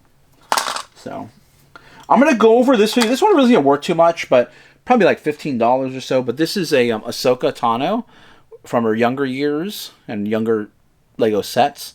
This one isn't really worth too much, but I do have one in here that is worth quite a bit. That I'm pretty sure is still worth quite a bit. We're gonna look at that right now. I think that is it from here. What is this one? No, let's. Oh, this one. This is also from a video game. So all these top ones are from the video game. This is Satele. This is Satele Sean. This goes probably about $25 or $30. So Satele Sean. This is also from the video game too. So not crazy valuable, but it does have some value. Okay, I think that's it from this top one. Oh wait, this is Leia. Here's a Leia one. I think this one is like $100-ish. Where is that? Here we go. Leia. Yeah, this one goes for about $100 right here. So this is Leia from Jabba's palace. It does have the helmet here, by the way. Matter of fact, the helmet is still sealed in the original baggie that it came in. So, and this is from not Empire Strikes Back. This is from Return of the Jedi. So, when she goes in to rescue Han in her disguise. I'd probably butcher the pronunciation, so I'm not going to say it. But that's a cool one too. That goes for about $100, complete like that. You got to have all the accessories. Like with most toys, you got to make sure to have the accessories with all these things. Where am I going to put this now? I just put that on there. 1 second. Okay, and we're back. Now that I shuffle things around a little bit. Okay, let's grab my phone again. Another thing to look out for too when you're buying Legos, if you're looking out for Legos, sometimes Legos with unique like head shapes can be worth quite a bit, because they make those molds, and then maybe if they don't make that set again, then it's not worth it. Not worth it. If they don't make that set again, then it could be worth quite a bit, because they don't make it anymore. They don't make that head mold anymore. And I think there's one in here too where it is a Star Wars figure that has a unique head mold. What was I looking for in here? Oh, okay. This has a pretty good piece in here. But look. This is the if you guys watched the latest Star Wars series, the Kenobi one, you might recognize this character, but this didn't come out with the Kenobi movie. Lego Star Wars Fifth Brother minifigure. And this is the fifth brother. This came out in set 75157, thanks to Google Image. And this goes for about $50 to $60. So, the fifth brother. So look out for that one. As you can see, it has a unique like head dress up there. So pretty cool piece. I really like that one. Here's one with a unique headdress, and this is from Star Wars Episode 3, Revenge of the Sith. Revenge of the Sith? Yeah, Revenge of the Sith. This is Jedi Agen Kolar? I know I'm butchering the name, so it's from the Palpatine Arrest series, and this one here, I have his cape and everything in there already. This one goes for about $120, so kind of easy to recognize with that head piece right there. So there's a couple actually that look similar to this, but are not quite. And then, this guy's, I think this is a pretty good one. This is a fairly modern one, but I do have the older one. I don't think I pulled it out. Let me just, this guy is Quinlan Voss. So this is Quinlan Voss. This is from the set. This one goes for about $100, but there is an older one. And I'm not sure how much that one goes for, but this one goes for about $100. This is from I believe it's called the Turbo Tank set, Lego Turbo Tank. So there's a really nice figure right there. So about $100 right there for that guy. And you know, most of these, unless I say otherwise, are complete with lightsabers. I have all their lightsabers with them and everything. This one here, let's give me this guy here. This is Savage Oppress. So the one Darth that I can't remember is his brother, and the name is right on the tip of my tongue. And I'll probably scan it I'll scan it and remember the name. Lego Savage Oppress minifigure. I can't believe I can't remember it really. My memory is shot at the moment. Doesn't really go for that much. I'm surprised. Well, I guess if you have the lightsaber with it and everything, it's about between $20 to $30. Lightsaber, and he also comes with a one of these. So if you have all the accessories with it, then yeah. So like $20. I thought this one went for more. You get in the camera. There we go. But Savage Oppress. I'm gonna remember his brother's name. Oh, before I close this. This is a big one. This is actually, so this figure this one I'm about to show you, came in a Star Wars set that was exclusive to Toys R Us when Toys R Us was around. It's from Lego's Rebels, and it's Ahsoka Tano. It's her older version when she was in Rebels. So let me just make sure. There's so many different variations of Ahsoka, even in her older version. They did make one, a more modern set, smaller set, but it just has different printing on it. So sometimes you got to pay attention to the printing. So it's really difficult sometimes to identify, you know, which ones are incredibly valuable, which ones aren't. Like Stormtroopers. There are some Stormtroopers with certain printings on their helmets that are worth quite a bit. I have one that I was trying to look for. It's somewhere in my collection, but it has a wolf on it. I believe it's called Lego Star Wars Stormtrooper Wolf.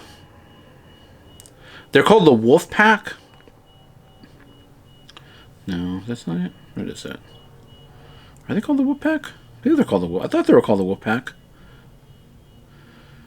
Oh, Commander Wolf with an E. It's with an E. Commander Wolf. That's the one I have. Star Wars Lego Commander Wolf. And if you have the Commander Wolf figure, that one too is worth about $120, probably around $100 to $120. I have the older version as well too, so it makes it a little bit more valuable because it is one of the original Stormtroopers. Commander Wolf Stormtrooper with it actually has a wolf print on its helmet, so you gotta look out for that. You gotta look out for the different printings. But let me go back to this one here. This is set number 75158. Thank goodness for Google Image. Because, let me tell you, I wouldn't remember it.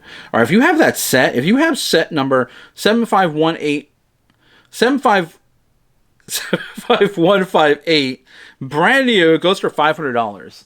Unfortunately, mine is not $500, so, or mine's not brand new, I should say, so.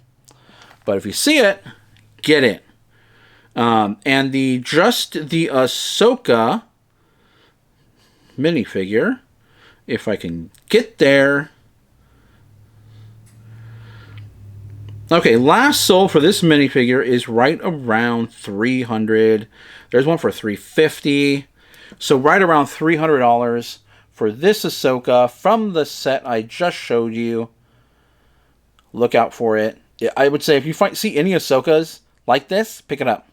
Because you never know. Google image it. $300 figure right there. Okay. Okay. There's that one there. And then, let's see. What was in here? Why did I pick this one out? What was in this set? Oh, here. Okay. Well, here's the other Sabine. This is the other Sabine Wren with the helmet. I showed you that Sabine already with just the hair, but there's the helmet one right there. So.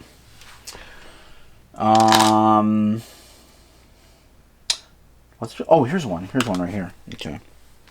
All right. Now this figure here, I don't think this is incredibly valuable, but definitely has some value. Oh, wait, maybe it does have quite a bit of value. Sale bar. Lego. This is Lego reuse. Okay, this goes for about $40-ish or so. So here's one. This is what I'm talking about, where it has a unique headpiece. You know, the 3 eyes there. So that goes for about $40-ish or so for that little minifigure right there. This one here, who was this guy? This is a stormtrooper, a clone trooper, I should say, because it's from the prequels or from the Clone Wars. Oh, this is Commander Fox. Okay. Lego Commander Fox minifigure. And some of these like come with a lot of accessories, which this one does. And this one goes for about $100. So this is Lego Commander Fox. As you can see, he has the little, neck piece. He has the waist piece, and he comes with guns. He has like the helmet piece. So, but I mean, if you just have, without any of the accessory pieces, this will still go for quite a bit. So, Commander Fox right there. So that's a clone trooper. And have some random stormtroopers in here. Who's this one? This one is another clone trooper. This is like where's this one from? This is from I believe this is from a Kashyyyk set, or the turbo tank set. I believe this guy is from Commander. Oh, it's Commander Gree. Star Wars Lego Commander Gree minifigure.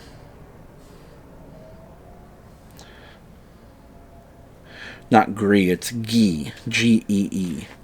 Alright, this one goes for about $30 to $40. So, pretty cool figure there. But it's another, just a unique clone trooper in his jungle armor. So, pretty cool figure right there.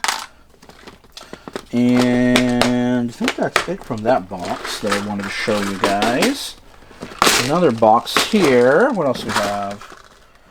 Oh, this guy's really cool. So this is also from the Rebel series. Let me pull this out a little bit because I don't want that to fall. Okay.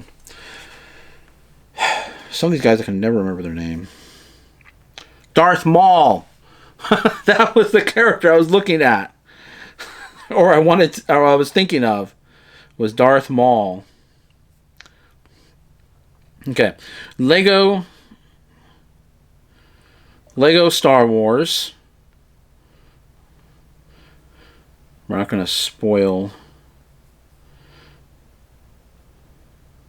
Okay, and this one here currently goes for about $100 to $120. So this is Zeb Orrelos. I can't pronounce it, but that's the character right there you want to look out for. So nice character. I know this guy went for a lot more a couple years ago, but yeah, about $100 to $120. So look out for it. A good character to find, and from the Lego Rebel series as well. I think this character also goes for quite a bit. Here's another Sabine Wren, and if I remember correctly, this did not come with hair. Okay, this one goes for about $50. I'm sorry, it came with hair, but does not come with a helmet. And as you can see with this one here, she actually has sleeves. So another Sabine Wren, but still goes for about goes for about $50 right here for this one. So I do have the guns in here and everything too.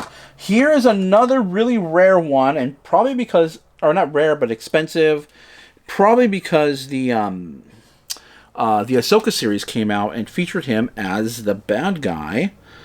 So this is Star Wars Lego Grand Admiral Thrawn. And this one goes for about $90-ish. So this actually came in a really, really small set. And the set, I think, was maybe $29.99 in stores.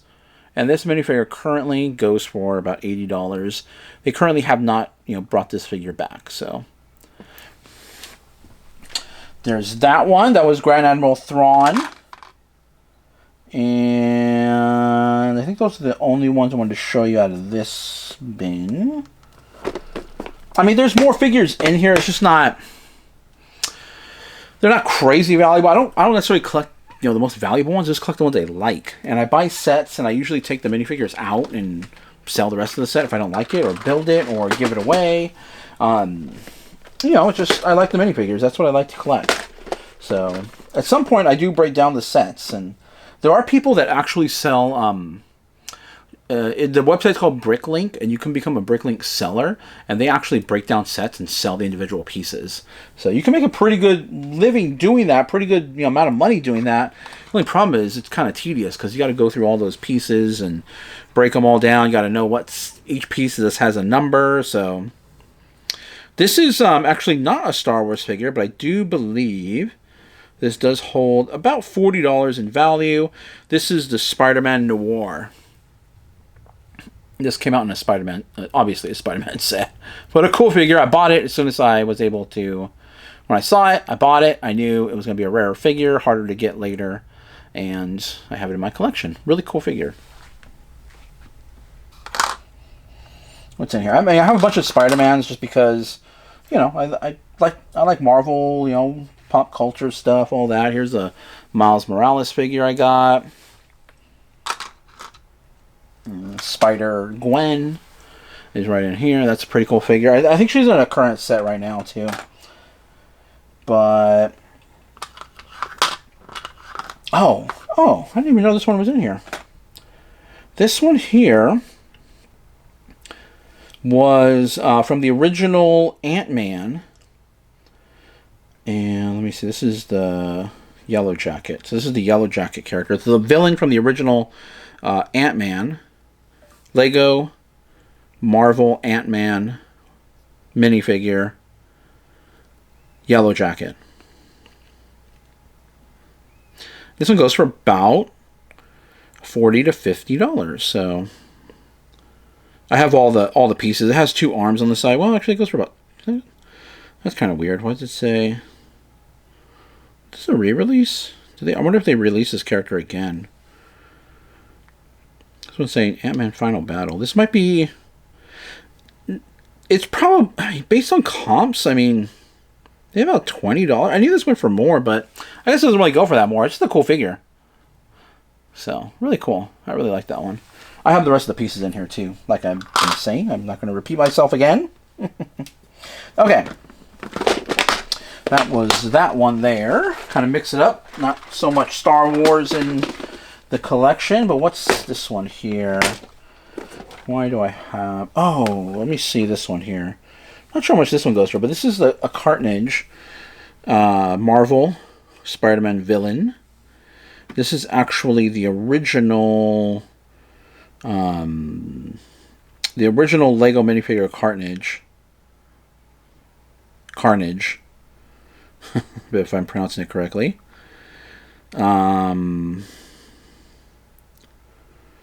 How much is this one? This is because they did re-release a series with cartonnage in it, and it has different arms. But let me just show you that one. That's a pretty cool figure. One of my favorite characters from Marvel. All-time favorite character from Marvel though is Cable. One of my favorites there. But this one's probably about a...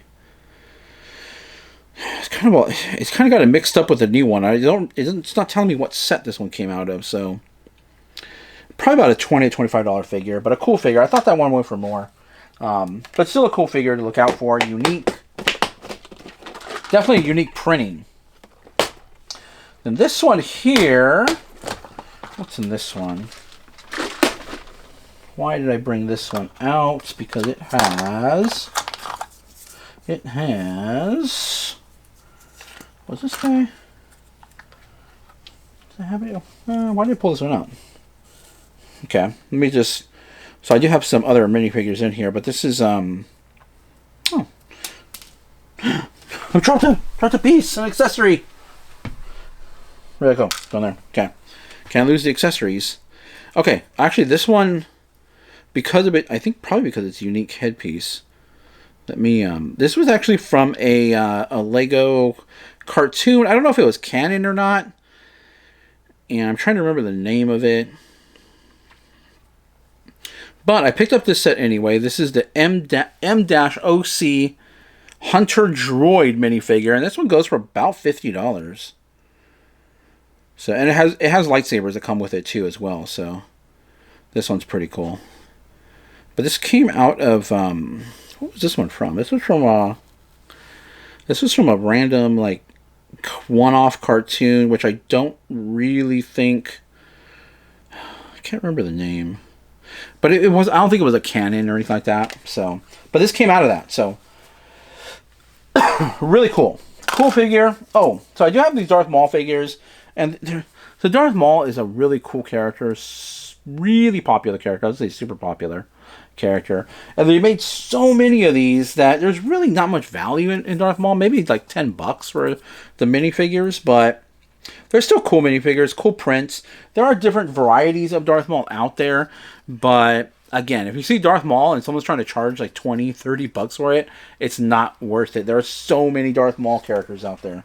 So some of the other ones I'm showing you here, they're a lot more rarer, or they made less of them. Okay, this is going to be the last. This will be the last actual bin, or bin of figures, minifigures.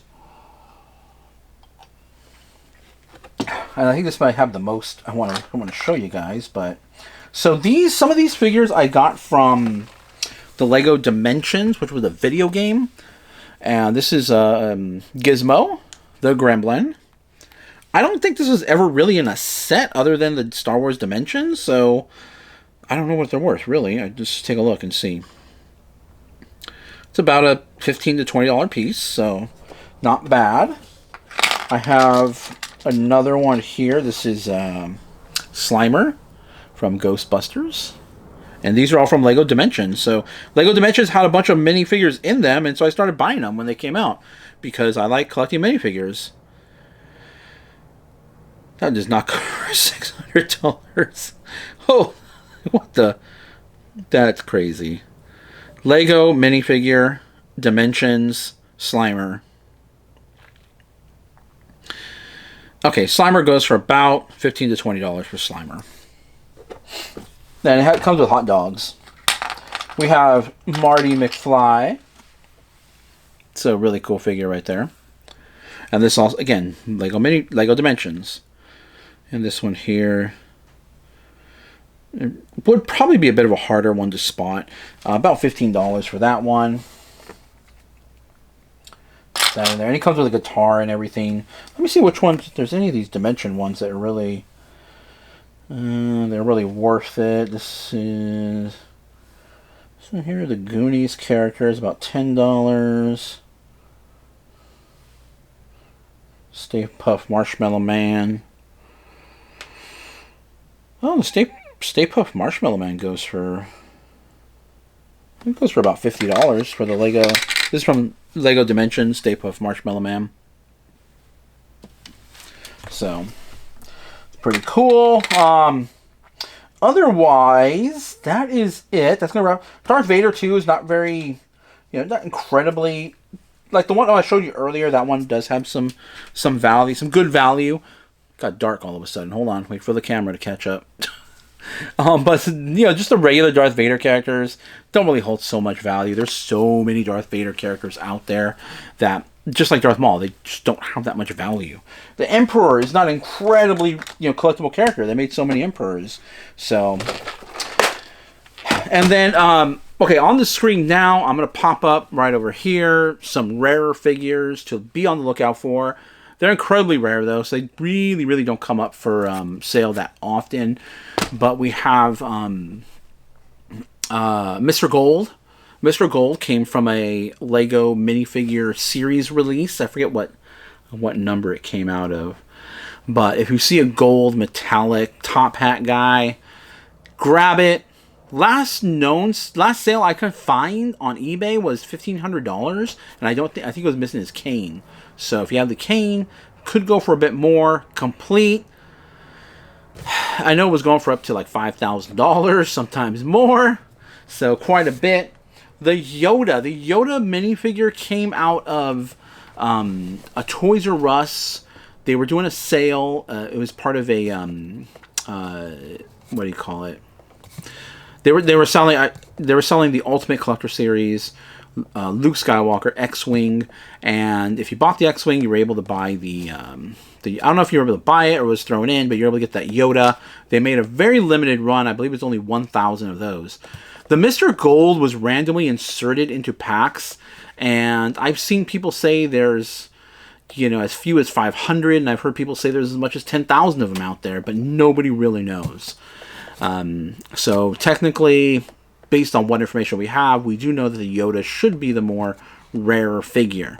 I had one in my collection. I sold it during the pandemic because I was trying to buy graphics cards for my computer so I can game, because we were home and I wanted to game, so I sold that one. And graphics cards were crazy prices because everybody was cryptocurrency mining, so graphics cards were going for $1,500, $2,000, $3,000, just insane prices. So I did sell it during the pandemic so I can buy those. I would like to get it back at some point, but I'm not going to pay current asking prices for brand new ones, which are around $4,000 to $10,000 right now. I can't even find a current sale of one loose, so I sold mine for $850. I think it was $850 if I remember correctly. And then the GOAT. The GOAT has been news as of late because, well, first of all, the GOAT came in a very old set, and it was the only GOAT they ever made. The only, animal in GOAT. It was the only GOAT animal. No, it was the only GOAT that they made, that Lego made. And it was only in one set, and it was an old set.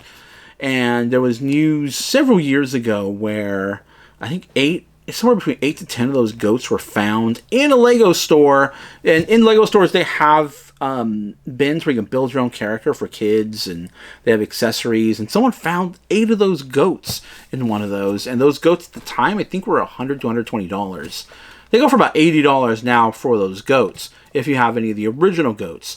But the reason why it's in the news now is because the latest minifigure series, they have a character with a new GOAT in there, and they're releasing on March 1st a Lego medieval town.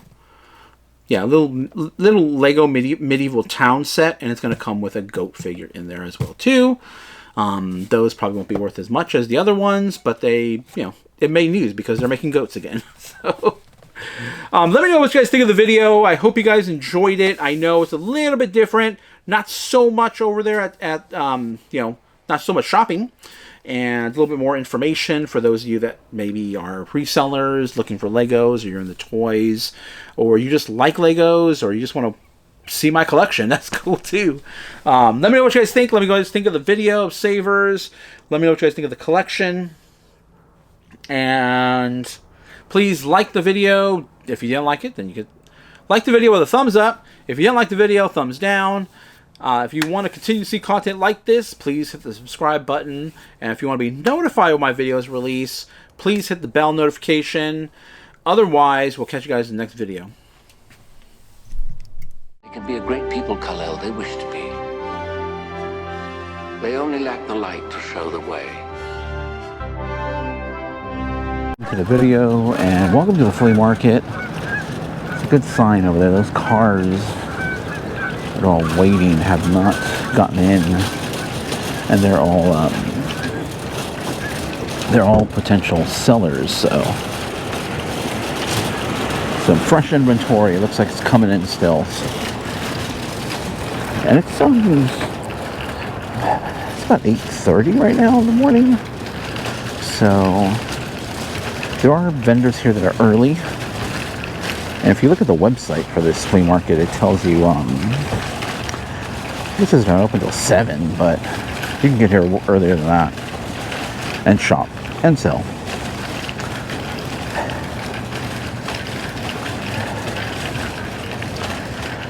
Okay, wait for this person.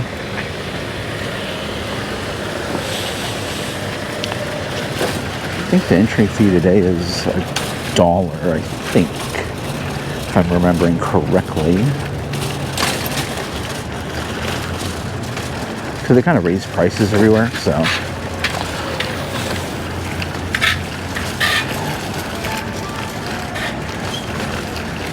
It is really cold. let's get paid and head in there. Today's Friday, dollar days.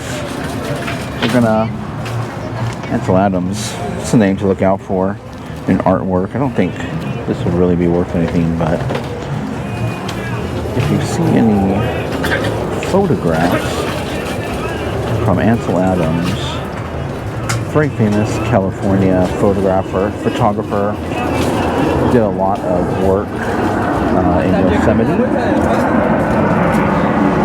Look out for it. His work is featured in museums.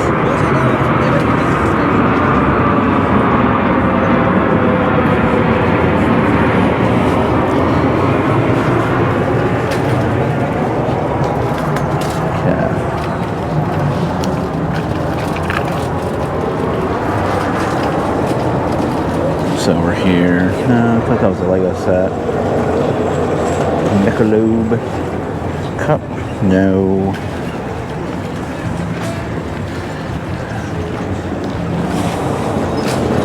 Okay. Miscellaneous electronics. Theater mass.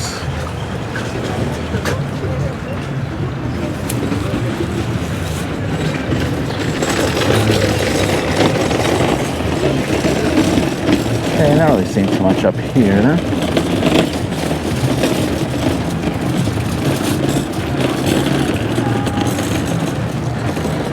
Okay. Alright.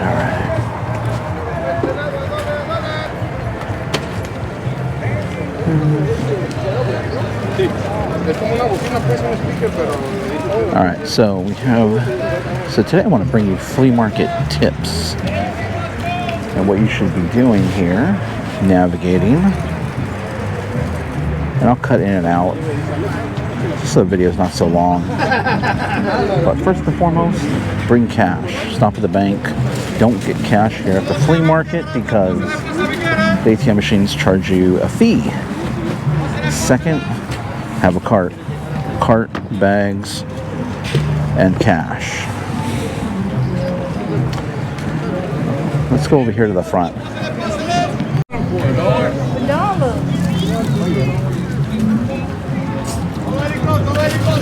Okay, with electronics, there was some cameras.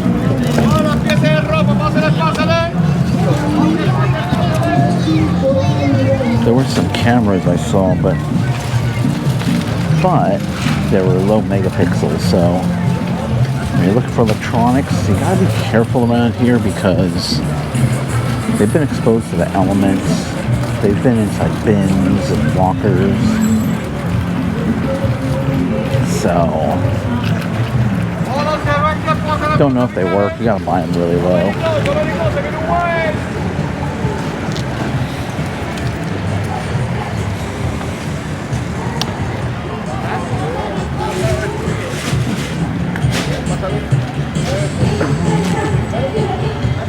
Okay, what do we got?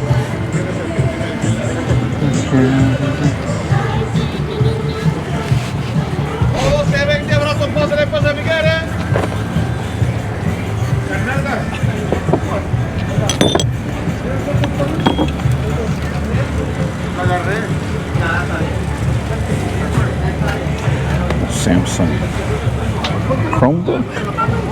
Chromebook style, probably.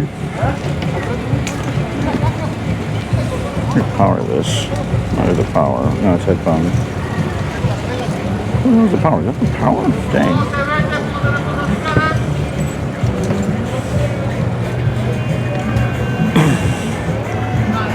Okay, you have to be careful with electronics.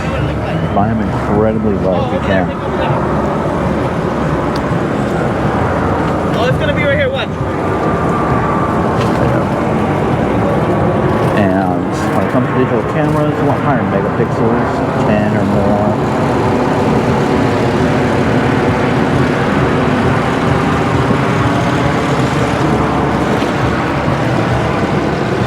Here. This is where I saw the sunglasses. I don't know if I caught it in video the other day, but there was sunglasses over here. And the gentleman she was with wanted $80, so I don't see him here. So let's see what we can do here. Maybe we can make another deal or get a deal going.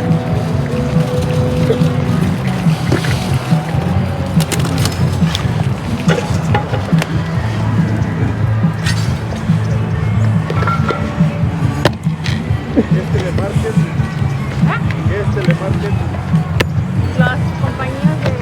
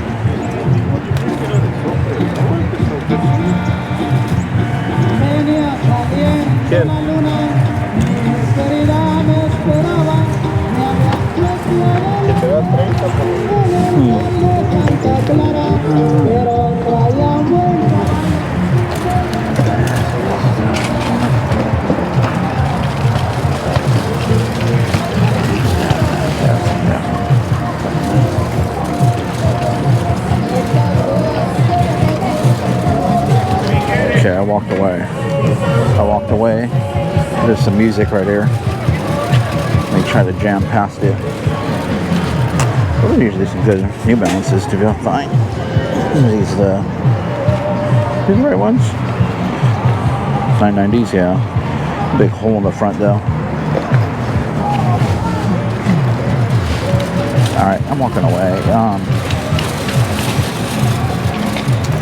So the guy was. Okay, so I don't, if you saw the table with the sunglasses there, the guy that walked up that had the ball, that was the guy I dealt with yesterday, and that was for the 3 pairs. The sunglasses were $80. So I know she has better deals and likes to move stuff when she's there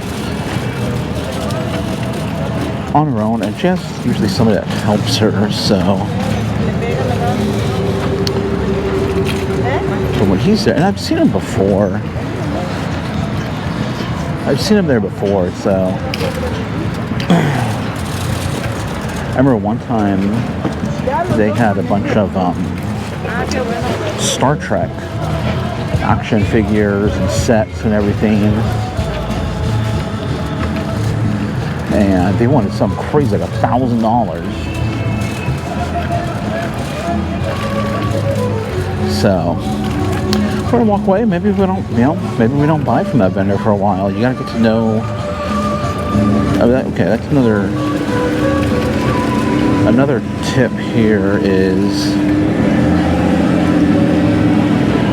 getting to know the vendors here.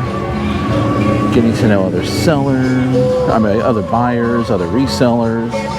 There's some loud music. Hold on.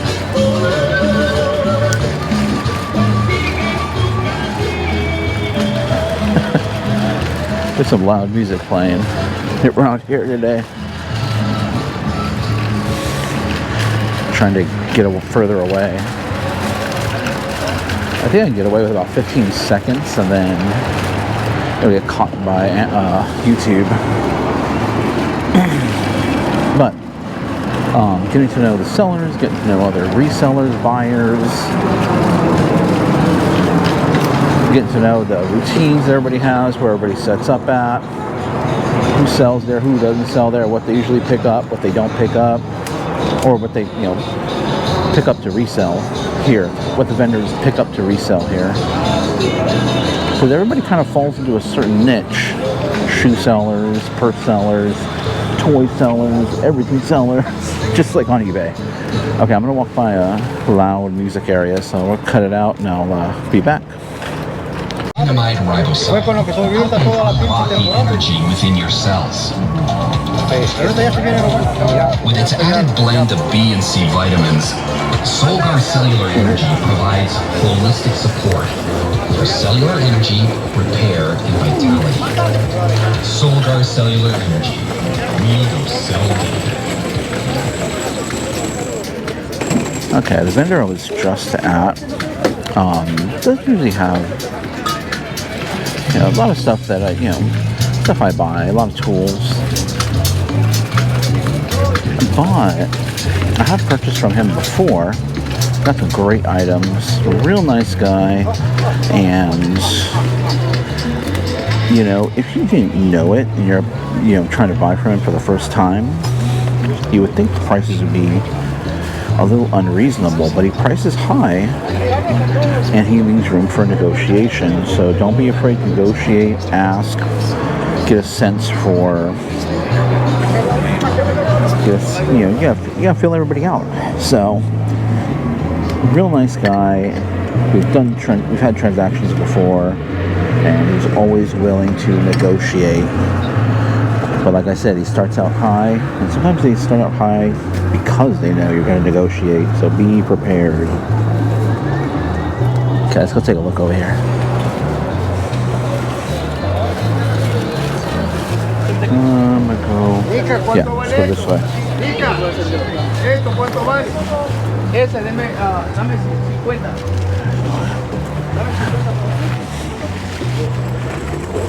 Con la pila, dame 50 baros. Barato.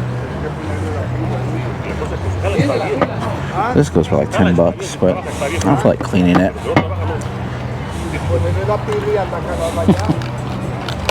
It's funny. Tener la pila, Nica.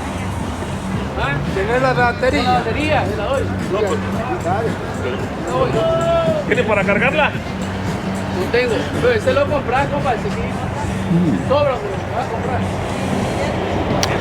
We got here some pocket knives. Pocket knives, nothing really.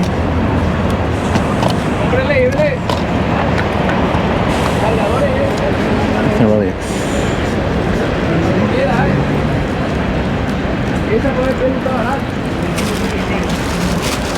Snoopy.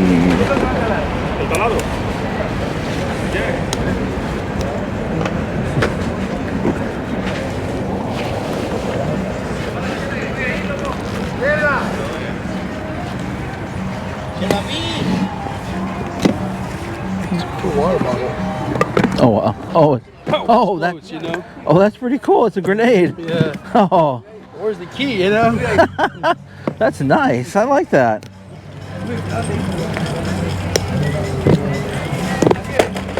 Honey, that's kind of cool.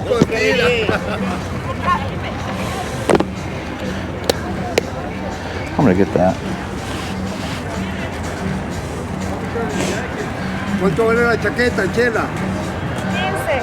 ¿Ah? 15. $15.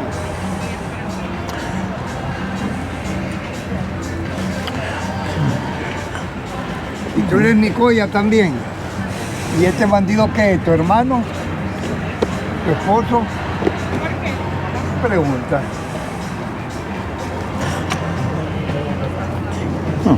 Tú no has ido para Nicaragua. ¿Cómo está? ¿Verdad que está feo ella? Normal. That's for steeping tea. It's pretty neat.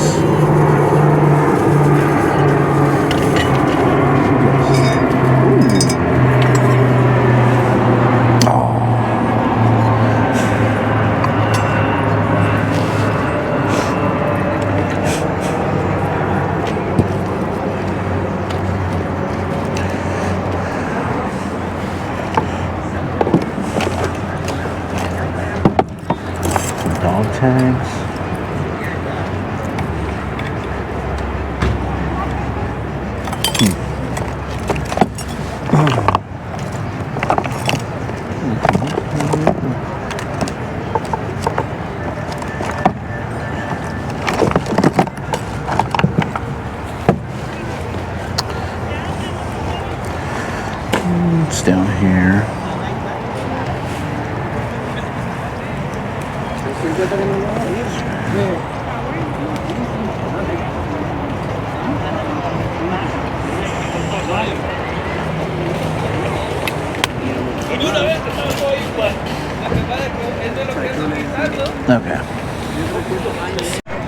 Okay, we got the water bottle camera for 20. I'm gonna get this.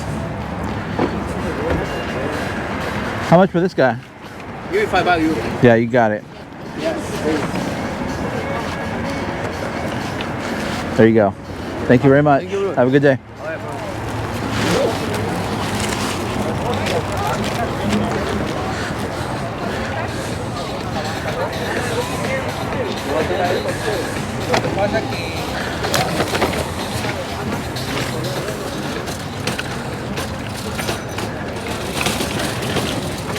This is a personal purchase. So, so the flask, I definitely paid up a little bit, but I was okay with it because the flask and the water bottle are personal purchases. I just, yeah, I've never seen a water bottle like that. I liked it. Maybe I could have found something cheaper on Amazon, but you know, it's here now in front of my face.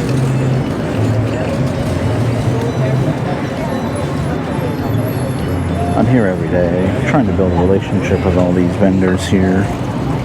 So,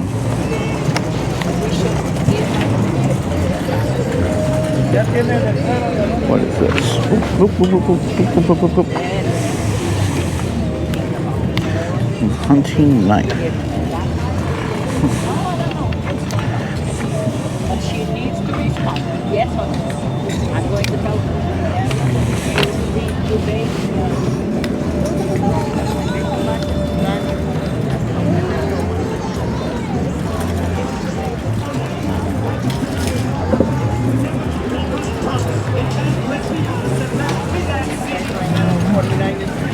Right now, you know, yeah, no, that one is very expensive. I know they're very expensive. I buy from my friends and I pay $40. Okay, that knife wasn't good quality.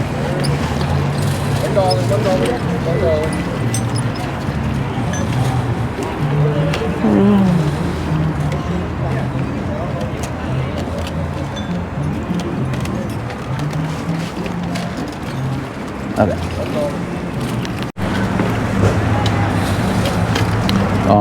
Here we go. Now we're talking here. I was about to say, has keyboards.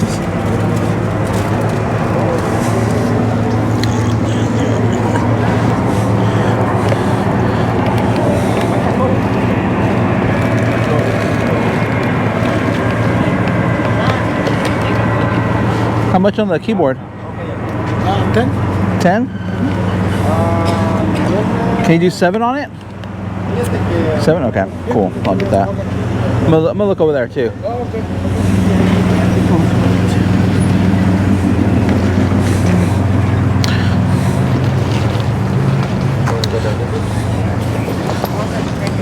Ok, yo checo para mirar esto.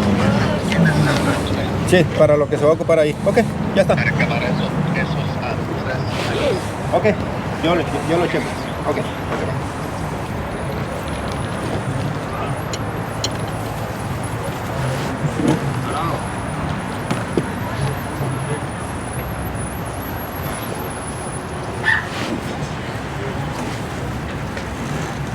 ¿Cómo estás? Digo, aquí ando, que estoy bien, ¿verdad? Al 100, digo, aquel pasadito. Pasadito.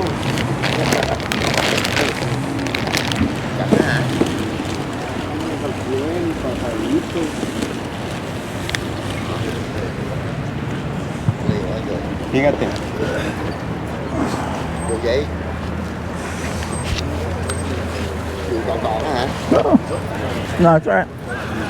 Dù là leo sao? There you go. ¿Tú eres de tele? Y cuando no. We just picked up is one you want to look out for. There is a company out of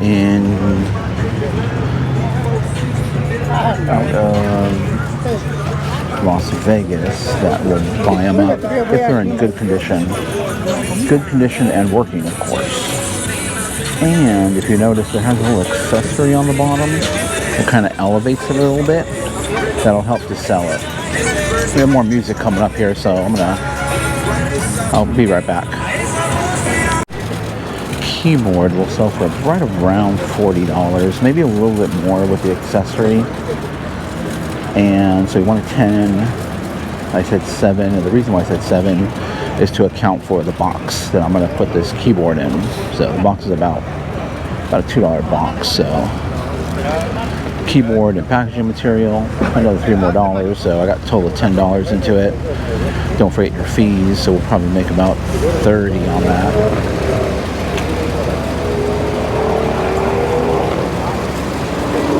Okay.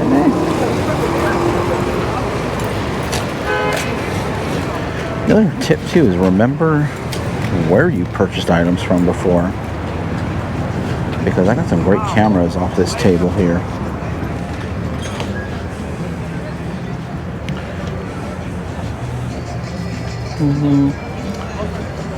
But not today.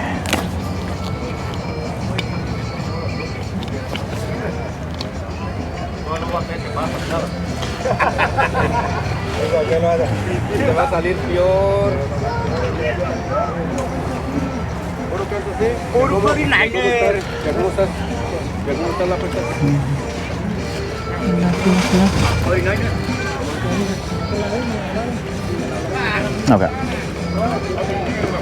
Pretty cool here.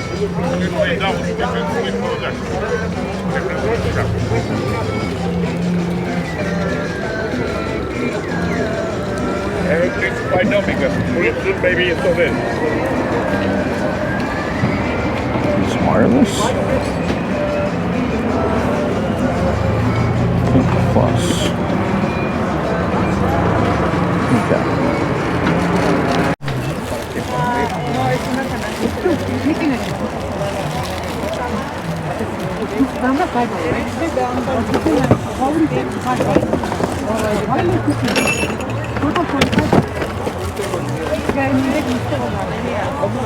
¿Qué cuesta?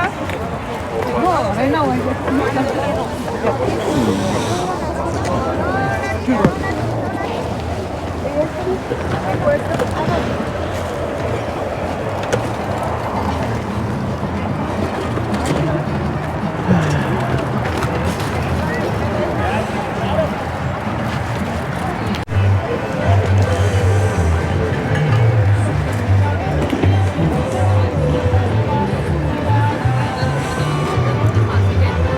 Quite a bit of music on this side over here, but definitely,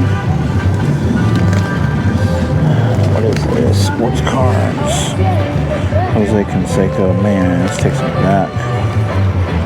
I might get this for myself. That's pretty cool. Is that in there too? I don't think the the talking baseball. Oh, this is put this on your record player. That's what that is. I'm gonna have to get that. It's pretty cool. What's in this box? What's in the bottom? Nothing really.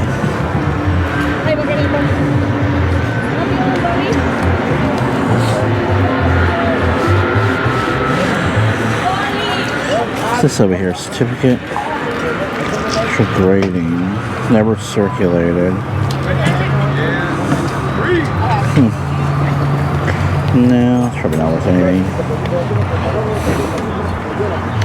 How much on the Jose Canseco? How much? 20? Okay.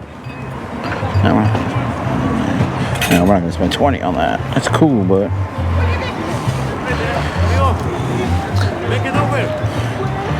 can you do 10? 10? Yeah, I'll do it for 12. That's cool.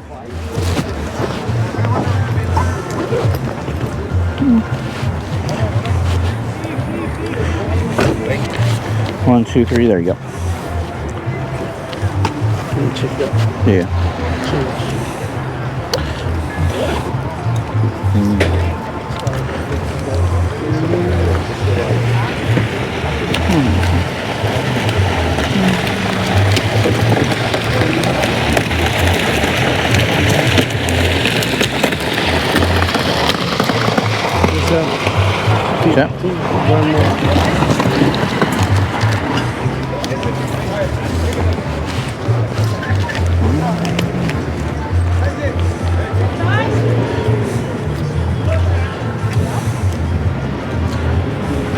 All right, cool. All right, thank you. Thank you.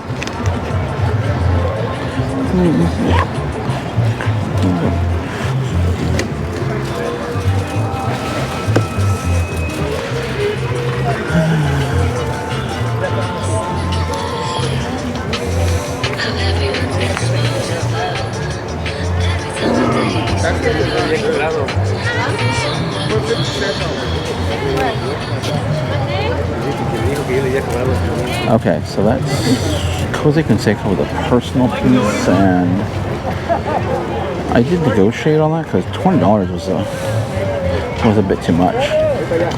It's not worth. I was hoping to pay just about $10 on it. Give it to him. Where's all the Levi's? Where's all the Levi's? Which is why I shot back that offer at $10. And reselling, it's not worth it reselling. But it's like I said, personal collection piece, so that's why I paid up for it. Don't be afraid to negotiate. Don't be afraid to walk away. Sometimes the best things you could do if you're a reseller is walk away from a deal. Not because you'll get, they might give you a better offer, but because it's not worth it. Not worth risking the money. Didn't check if it was on or off, I wasn't sure. So a gentleman stole the keyboard I had and told me he has 10 more of those he's going to bring next week. So I told him I would buy them all if he had it. They're all the same. So we'll see how that goes. That'd be pretty good.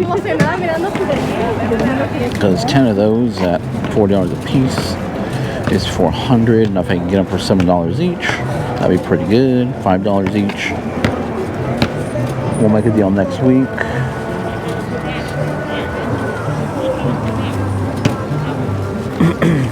Okay, what else is around here?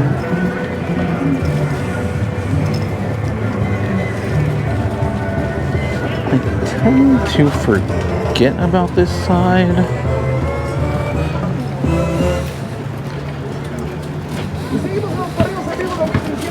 Because I just tend to forget about this side over here.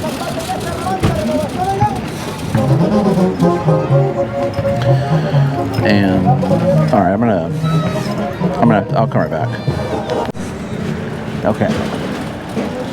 The other thing to be on the lookout for are counterfeit or fake items. Got to be cautious. They're everywhere. Not just at the flea market, but sometimes it's obvious and sometimes it's not. So my recommendation, again, with the music here. Hold on. Anything that just doesn't look right, stay away from it. I tend to stay away from, Nikes and Jordans. And if a deal seems too good to be true, it more than likely is. And just like,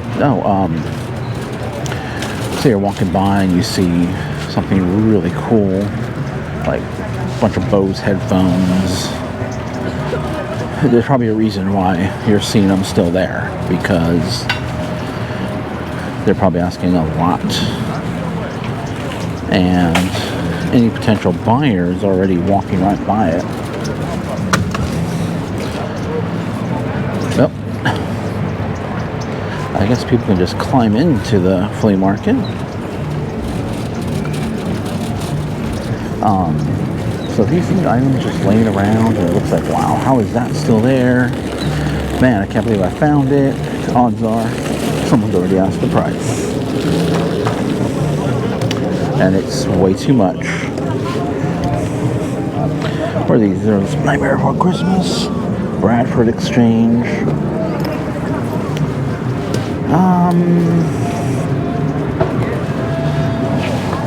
Now you might be asking yourself, why am I not getting in there? Why am I not looking through stuff here?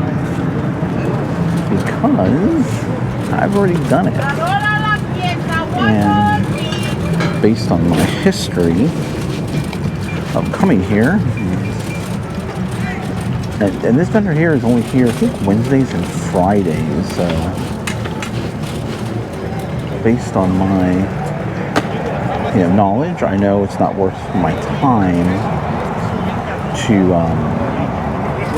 deep dive into this here. I'll scan the surface, because you never know. You really never know, but I'll scan the surface and see. But I don't think I've mentioned this in a while, but if I don't see anything to draw me in, I'm not gonna do a deeper dive.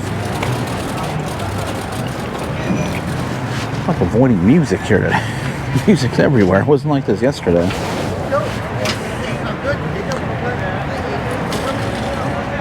What I'm doing is I saw a lot of vendors coming in late, so a lot of sellers coming in late, so I'm going to circle around and see if I see anybody new.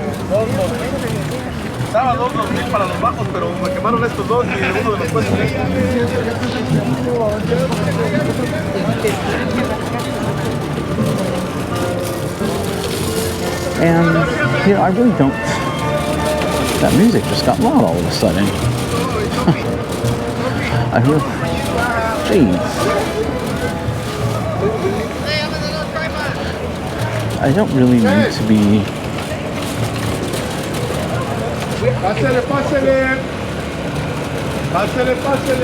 Actually, I'm in a position where I don't really need to buy that much, so I'm okay. I can just go out exploring, looking for big hits. Everything's well set up. My store's set up. My YouTube videos are set up already. So I can kind of just enjoy myself a little bit. That's what I've been doing as of late. Just kind of enjoying my time and really, really exploring more. Flea market, Goodwill, Savers, all that.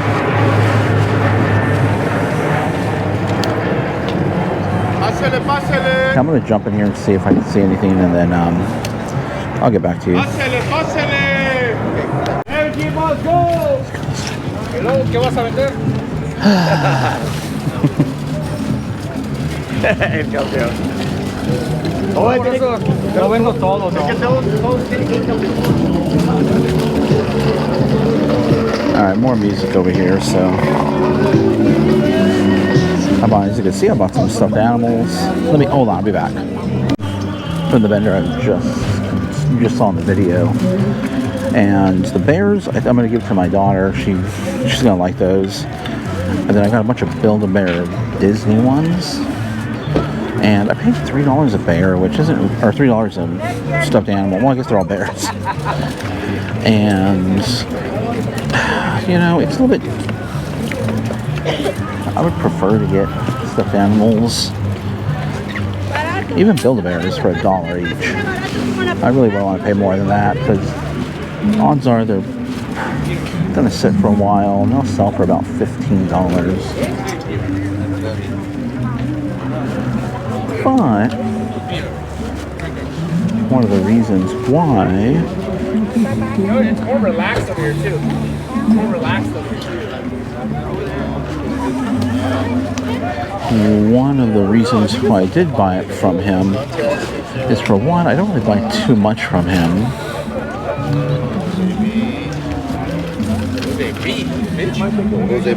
Oh, okay. Like I said earlier in the video, those items don't really move.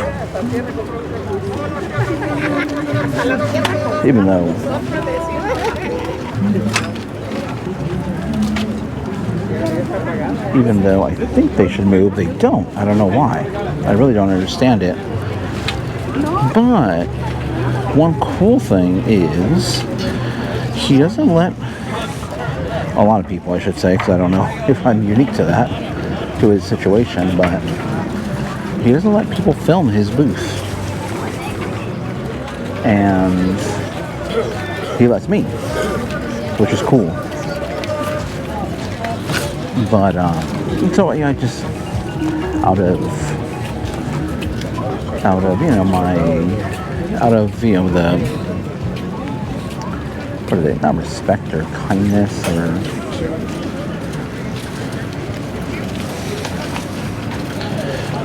I should just state, because he lets me film there, that's why I made the purchase. I haven't purchased anything from him in a while, and he's a cool guy. I'm gonna you know, support him. I mean, they're cool Build-A-Bears. They're all Disney ones, so they'll sell. It'll just take a while, and I might end up accepting less for them, less than 15, but it's all good. I'm gonna go looking around, but this might be the end of the video. But I'm gonna quickly jog around and see if anybody, any stragglers came in at the end. Hey everybody, welcome to the end of the video, and I hope you guys liked that adventure at the flea market. It's been a while, I think, since I posted a little over a week, but it feels like it's been forever. I haven't been to the flea market because it's been raining. It's been raining like crazy here, and so we're finally getting some good weather. And flea market's going to be, you know, it not that it's not open. It's just that there's not so many vendors there on the days. Adjust that camera a little bit. On days when it rains, you know, they don't come out. Obviously, they don't want to get their stuff wet, and they know that the customers, there are going to be a lot fewer customers out there on the days when it's out raining, or when it's raining out there. So, hope you guys appreciate the video. Now, we're going to go over a few things here. These are things I picked up recently. These are not from this flea market trip, but I want to show you guys these items now, because this video for these items, they're not coming out until March now at this point. So I want to show you guys what I picked up and just stress how important it is for versatility. I was talking with one of the vendors there at the flea market. He's a storage locker guy. And he was talking about how, you know, he has a lot of vintage clothing people that come and buy from him. And they'll just come over, look at the vintage clothing, pass over other items that do have incredible value in order to target those, just what they're looking for, the vintage clothing. And, you know, if you're really, really, in my opinion, if you're really, really trying to make this a full-time gig, you got to be very versatile and know different categories, know what quality is, because I don't necessarily know, you know, all these different purse brands. You'll see me look up purse brands, because I'm not really familiar with all of them that are out there. I'm pretty much familiar with a lot of Coach, because there's a lot of Coach in our area. And, you know, other brands like Hobo, Les Sports Sack. But there's some that I just don't know about. But I do know what quality feels like and what quality looks like. And so when I come across something that is quality, then I'll be like, all right, you know, I'm going to put it in my cart. Or I'm going to, you know, look this up really quick. I'm at the flea market. And, you know, check to see if it's worth it or not. But let me go over a few items here, because I picked up some great items this past weekend. And right off the bat, I went over to Goodwill, and I was going to go over to the Goodwill Boutique. But I stopped in. The Goodwill Boutique's on the second floor of a regular Goodwill. And I was going to go straight to the boutique. I wasn't even going to look at the other Goodwill, because it's not really the best. But they always have bins out. At our local Goodwills, they'll have bins rolled out already for people to go through, and they'll be stocked. They stock shelves almost all day. So I've been there close to closing time, and they're still stocking shelves around here. But I looked at one of the bins, and I saw this right here. It's a Logitech mouse. It's a really good mouse, the Performance Plus, and one to look out for. Used, it goes for about $10 to $15 in good condition. Brand new, it's about $20-25. And this was $3.59 is what I paid for it at Goodwill. So in used condition, I wouldn't pay $3.59. I would pass it up. But in brand new condition, we're definitely going to pick that up. It's an easy to store item. It's easy to ship. Goes in a bubble mailer. And a great little profit right here. We'll make close to $20 profit on this little guy. The next item I picked this up at a Savers. So I was over at Savers, and making a donation, so that way we get our coupon, the 20% off coupon at Savers. Is, you know, in my opinion, you got to be getting that coupon every time you go there. So bring something, a piece of clothing you don't wear anymore, whatever it is, donate it, get the 20% off so you can get that added discount on top of your items. So I picked these up right here. I picked up these Bose headphones. They're wireless. They're a bit an older model, but after quickly looking them up, they go for around $200 in brand new condition. So what I paid for it, though, I paid up $69.99 for these. So $69.99, I got 20% off of that, and it should go for about $200. So if everything goes according to plan, it sells for right around $200. You know, we're going to make right around a $100 profit on this item. And it may look kind of big. I mean, you could probably take it out of this container. This is like from Costco or something.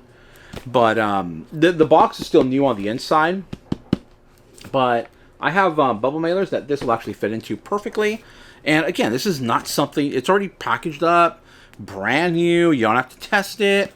There's still a possibility where it could potentially be not working on the inside. Then you end up, eating it, basically. You have to refund the buyer if it doesn't work. But odds are, it probably works. It's brand new. This will just go in a bubble mailer, send it off, easy. Easy. So hopefully a $100 profit on this item right here. So nice. You know, I'm more than willing to pay up if the profit is there. I'm not going to pay up for something for, you know, like $10, $15 profit. I'm not going to pay $69.99, and this is only going for, you know, about maybe, let's say, $80 or $90. To me, it's not really worth it. It's still profit, yes, but I'd want a better profit margin, in my opinion, if I'm going to be paying close to $70 for an item. All right, that's just my thoughts on that. Some people, you know, don't matter. It doesn't matter. You know, they'll pay $69.99 and make $20, or make $15. You know, they're still making profit. So, but I like to make more profit. If I'm paying up, I like to make more profit. Okay, so those are a couple of just, you know, electronic items. Mice, you know, I look out for mice all the time. I love my keyboards, my peripherals, computer components. But I do clothing, I could do shoes, and I could do glass as well too. Glasswork, home decor, pottery. I do a little bit of everything, and you have to, I believe in this business, you have to be able to do that. So let me show you a couple of pieces here really quick. This is a glass piece. This is a Viking glass that we picked up. Should go for about $30-ish, $30 to $40. Picked this one up for $3.59, I believe. No. This was $5.59. And so it's like an old sailor, captain, fisherman, Gordon Fisherman kind of character. Just a really nice glass sculpture was what caught my eye. Picked it up, and then sure enough, there was actually a sticker on the back, which is kind of rare, actually, for some of these older glass pieces to still have the sticker. But Viking glass is one to look out for. Viking, Blanco, I believe is how you pronounced it. Glassy Baby. I'm trying to think of the other ones right off the top of my head that are really, I can't think of anything right off the bat. But I mean, those are some of the names that immediately come to my mind in the glass world that you should be on the lookout for. And of course, this right here should be about a $30 piece. And not only that, you got to make sure that it's not chipped, so you got to check the edges. And the best way to check the edges is quickly feel it out, because sometimes your vision can play tricks on you depending upon the lighting in the area. I've had that happen many times where I didn't see something. I didn't see an error or a crack or something in it because of the lighting. And I get it home and I'm like, oh, it's cracked, it's broken or something. So definitely fill out. Be careful though. It is glass. Glass can cut you. So be careful. So just fill it out.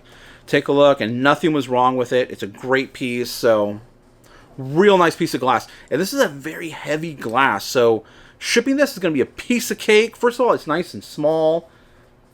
But it's also... Sorry, I cut the video there really quick. But just a real nice, durable glass. So what they call crystal glass has additives to it to make it more stronger and more durable to hold a shape.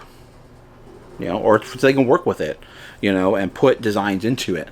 So this will be nice and easy in a nice box. Still put it in a box. I'm not going to put it in a bubble mailer. I'm still going to put it in a box. And just a couple wraps of bubble wrap and packaging paper. This will be perfectly fine on its way to its new home, hopefully soon. Then another item I spotted, and so this was at the Goodwill. I came down from the Goodwill boutique. I wasn't going to go through the regular Goodwill, but I just spotted this item right out of the corner of my eye, and I was like, what is this? It was sitting there spinning. It was spinning just like that. It was on the shelf. It was sitting in a cup, and I'm like, what in the world? Like, what is spinning right there? And I reached down, picked it up. It's a globe. So I picked it up, and I was like, that's pretty cool. That's got to be at least a 30, maybe. There's a liquid in there, so it always is upright. So I thought maybe a $30, $40 piece right there. It was really nice, really nicely made. But I ended up getting it home, and the comps are right around $200 for this thing. It is by Turtle Tech. Turtle Tech, and it says MOVA, M-O-V-A. Reminds me of Seinfeld. Yeah, M-O-V-A. So look out for these globes. As you can see, look, it's not even, there's a liquid in there. It's pretty cool. But it moves on its own. If you just let it sit there, it'll just start to, there's a actual, like a line for the equator here. I got to look for it in the plastic or acrylic, and you just got to set it up so it's nice and horizontal, and they'll just start spinning on its own. So really cool little globe. They make other ones. They make other style of globes. They also make planets as well too. So look out for this. They all don't necessarily go for the same price, but this one here goes for right around $200. So keep your eye out for that Turtle Tech globe. There. So just a couple of great items, pieces to look out for. And those are some more higher dollar items. The glass, about $30 to $40. The headphones closer to $200. That thing closer to $200. And then the other one's like about $20, $25. That's like bread and butter. What we call bread and butter, or just items that just sell routinely for us that keep our stores going and keep put money in the bank is what it's all about. So I hope you guys appreciate the video. Oh, let me show you one more thing really quick that I picked up. This was actually at the boutique. So this is actually in the video. It's actually hanging right over here because I just pictured it. But this is the so the Nike SB, brand new with tags. Went for retail price was $100 on that. So it's just a button-up shirt. Just a really cool skateboarding button-up shirt, double XL. So I probably wouldn't have picked it up if it was any smaller. Maybe an XL would be okay. Anything smaller than that, I would have left it behind because this cost $25. $25 even, which is kind of unusual. But it should go close to around $100. So we're gonna make, like $50 or something on it. And this one here, now with this one here, it's gonna be an easy to ship. This is just probably gonna go in a poly bag or a. It's actually really heavy weight. So this is gonna be up over a pound. So this might go inside a, after I weigh it out, this might go inside a padded priority flat rate envelope. So it's just a bubble. It's a bubble mailer is what it is. They call it a padded envelope, but bubble mailer is what it is. So, and that would just be a flat rate. So that way I keep the shipping down. Because if you go 2 pounds, it's still going to be over $9. Still going to be over $9 for it. So in the padded mailer, it'll be like, $8.50 or so. I forget what the price is now, but... so a nice little shirt, nice $100 sale. We'll make about maybe $60 on it. So pretty nice items here. Let me hang this back up. And that's the end of the video. I hope you guys appreciate the content. I hope you guys like the flea market trip.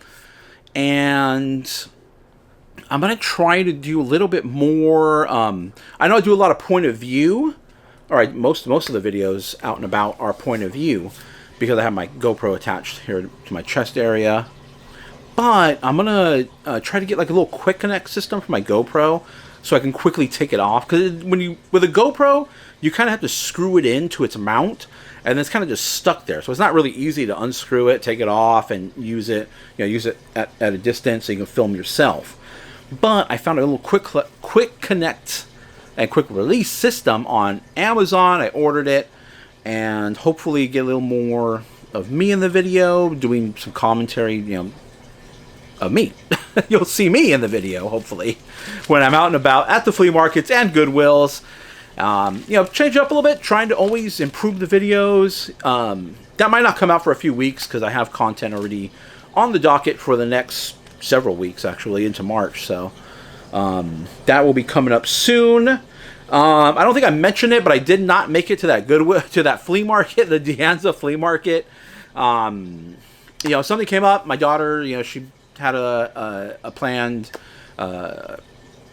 party with friends, and she had to go do some stuff in the morning. So unfortunately, we didn't do anything that morning. We didn't do any Goodwills, nothing that morning. No flea market that morning. So that's fine. That's what happens with life. Life comes up, and other things take priority. And I'm just glad that I'm able to. If I had a job that day to go to, I wouldn't be able to do that stuff. I would have to go to work because you can't call out sick for everything that happens in your life. And I'm just glad that I'm able to do that stuff. And that is one thing that reselling has really helped. And I hope that eventually, as I build up my YouTube following here with you guys, and get more views, that will also help to supplement my income as well too. And if anybody is thinking of, because I was talking also, again, we're talking, the last flea market trip, I ended up talking a lot and with some people that are there, some people that I know, and I was talking again with one of the vendors that's there, and just told me, just turn on the camera. You gotta do turn on the camera and just film people, at your booth there, and put it up on YouTube. There are people that love this content, and that you can make money too that way. So, just different avenues, different ways of earning an income in this day and age. There's so much more opportunity now than I think nobody thought that putting videos out there you can start making money. Just short form content. Little 15-second TikTok videos, you can start making money on that. There's Uber. You can drive for Uber. I've done I did do the Amazon delivery for a while. A few months I did that for, but that ended up, it was cool. It worked. I really liked it. Enjoyed being out and about.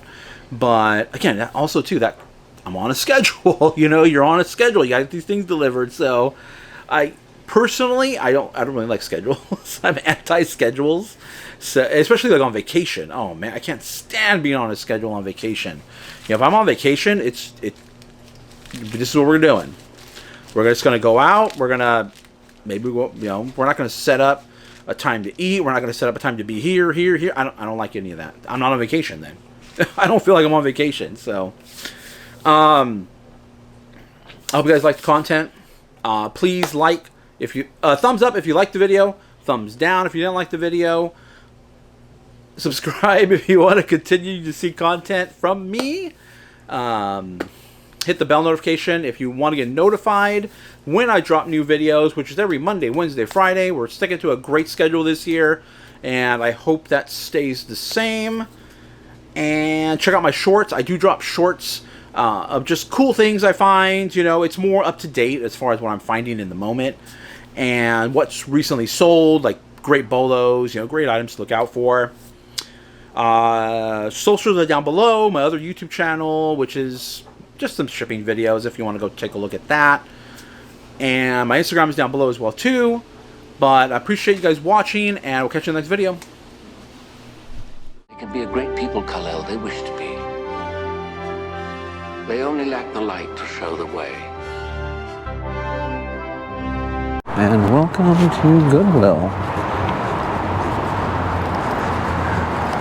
Again, we're looking for big scores today. I'm always looking for those.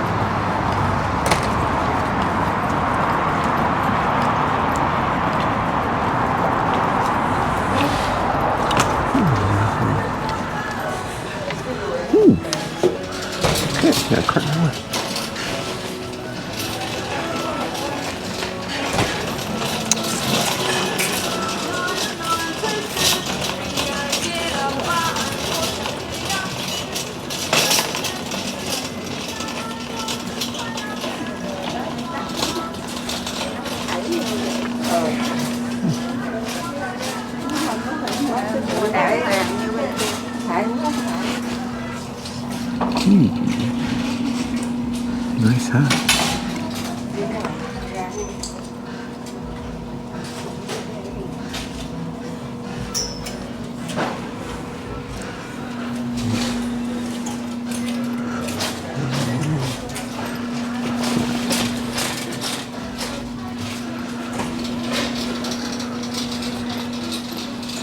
Let's go check out the back. We just walked through the tech stuff. I picked up this, but this really isn't worth it. Seascape, none sold. I kind of like this. I might get this for myself. It's kind of cool. It's a glass crystal. Department 56 was over there, so $2.39. That should be $25. I also found, and I can't find anything on it, but Teddy Roosevelt, brand new puzzle. I'll do a little more research on that, but let's walk through the toys here. See that wand, Harry Potter.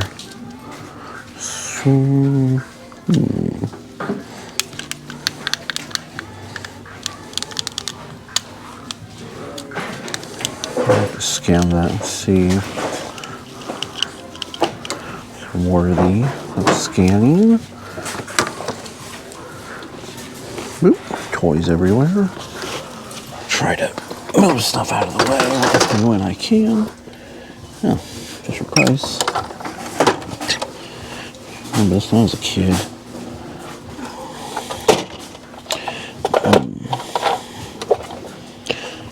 I don't think it has too much value. But let me scan it really quick.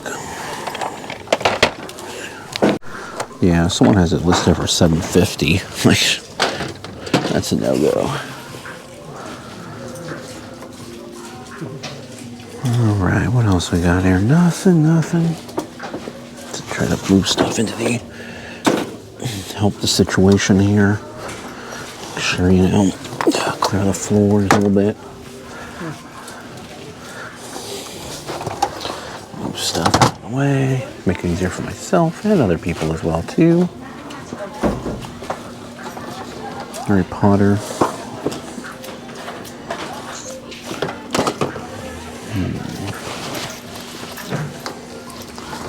Kindles. No. Stuff.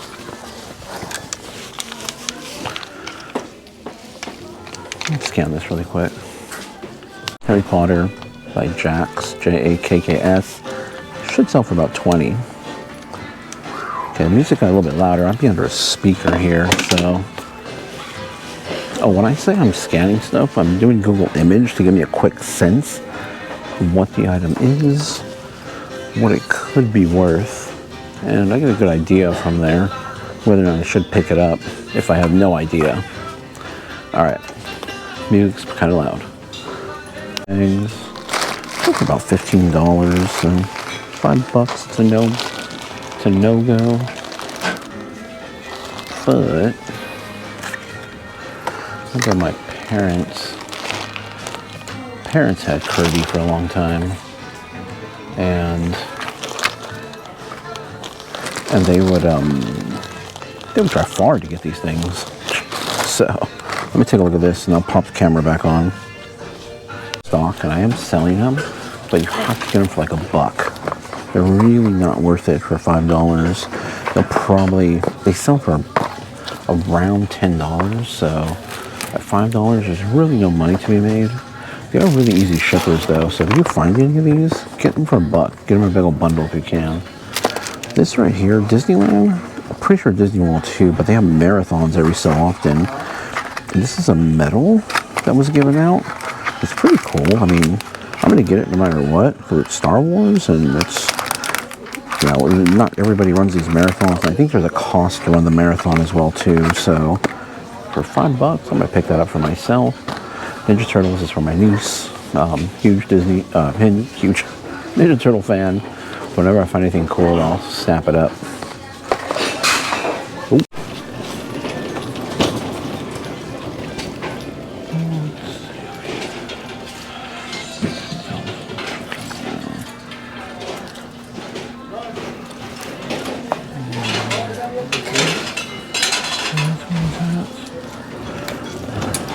Excuse me.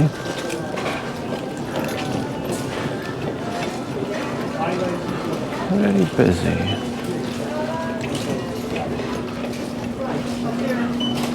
Scope out the jewelry. There's definitely a few more things in my cart here.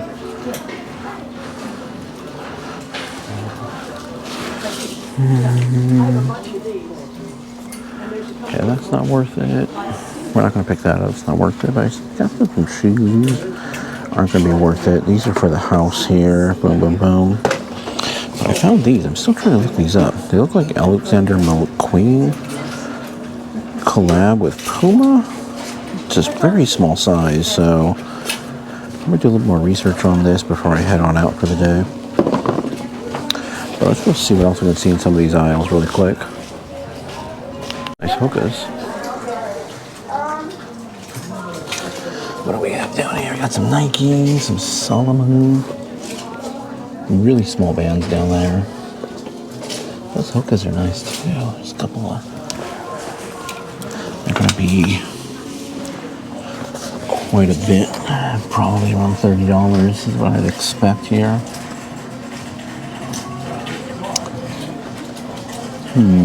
Okay, let's keep moving.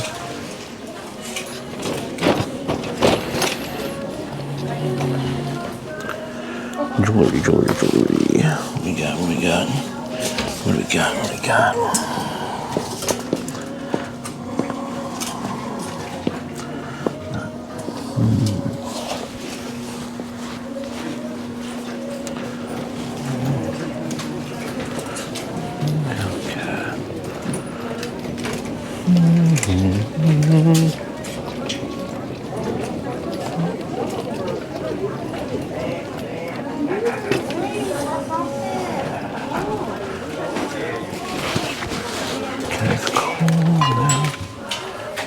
Not it.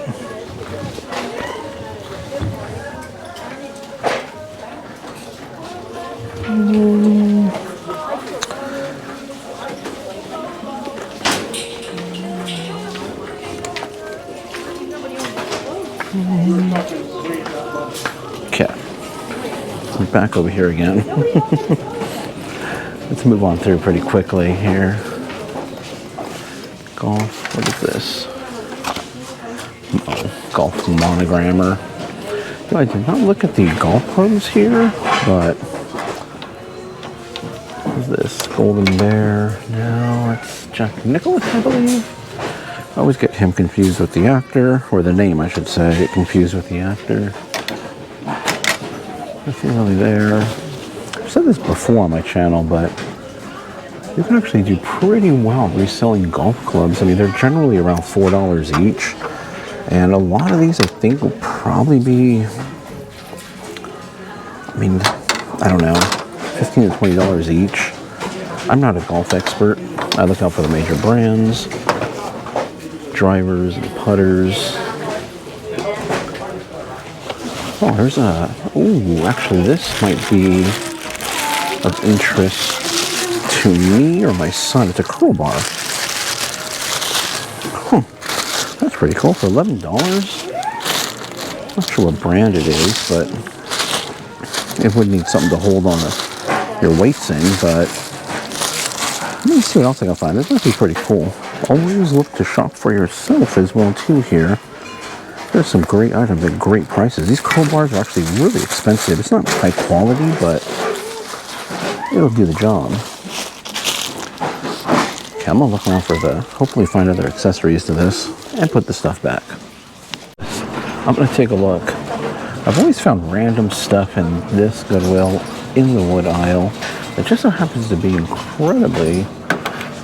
sell incredibly well and make good money on it. I found a sculpture, dance ballerina, bronze, that's sold overseas for $89 if I remember correctly. Nothing. Idaho, yeah. Idaho cutboard.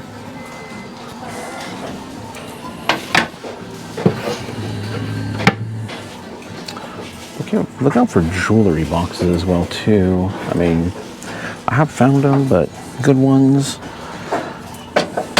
they're far and few between.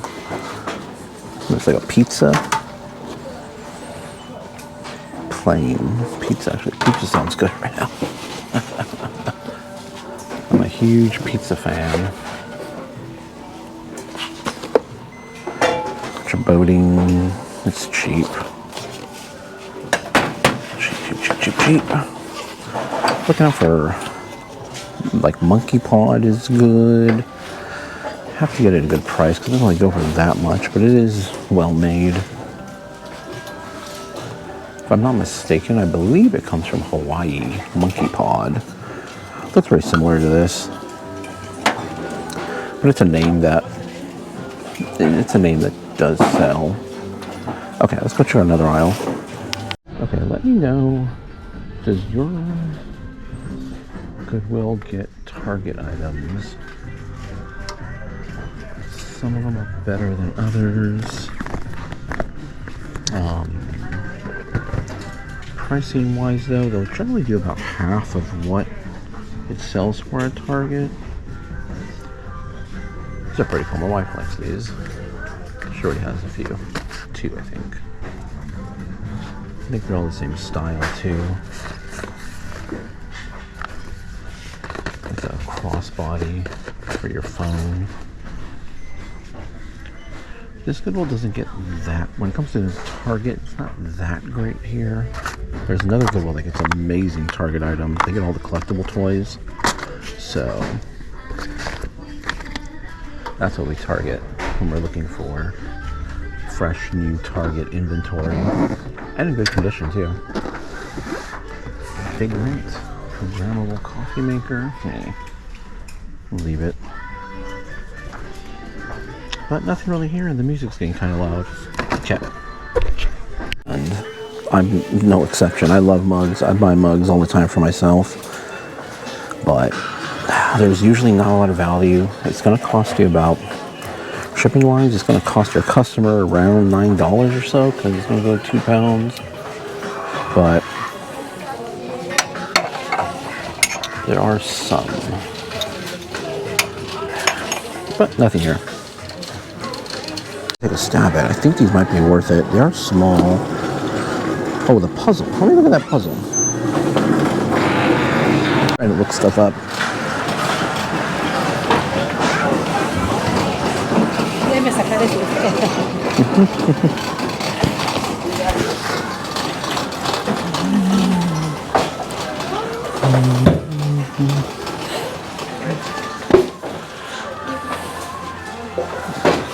This up there.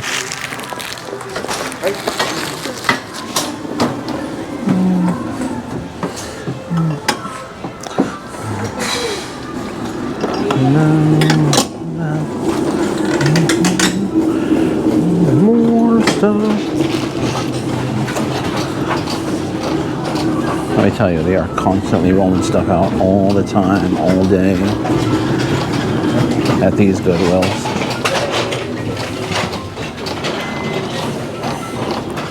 A popcorn bucket. What else do we see? Some toys. Nothing really. What about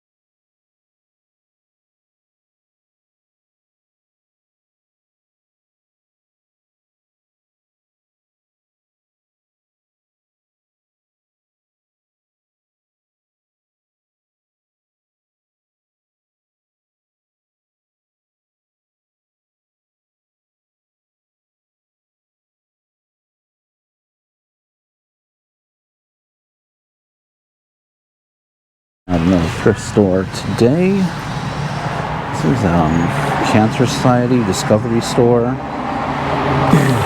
I more than likely won't be buying anything here because I never find anything, but it's on my way back home, so I might as well stop in and take a look.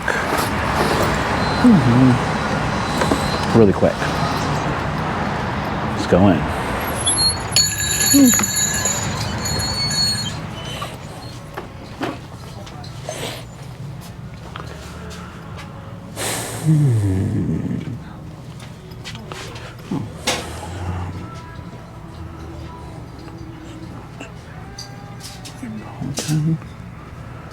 Metropolitan Museum of Art. Not marked.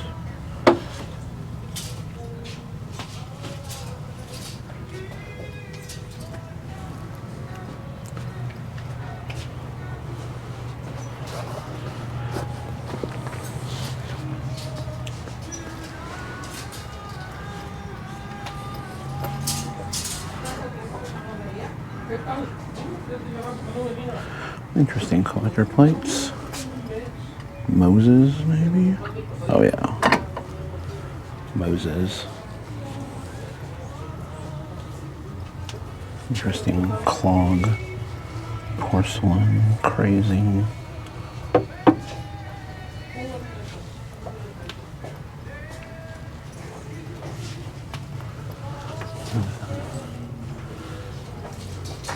Everything got moved around.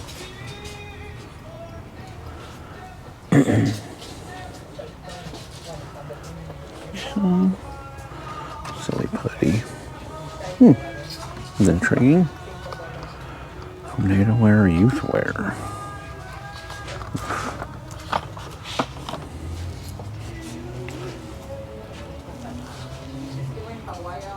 Green tags for 75% off. That's a blue tag.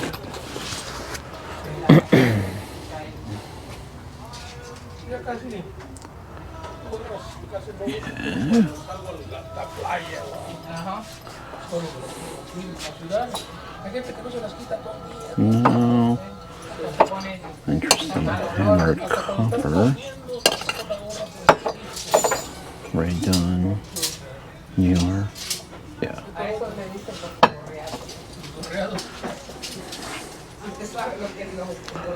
Disneyland. Moe's. $5 more.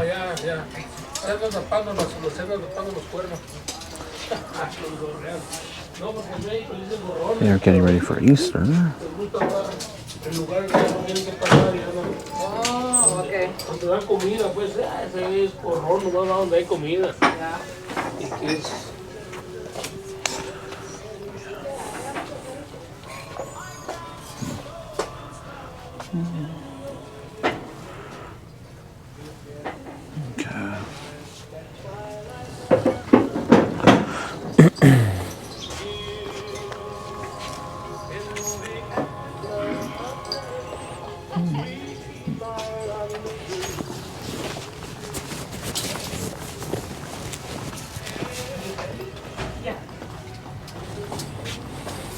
Shop kitty.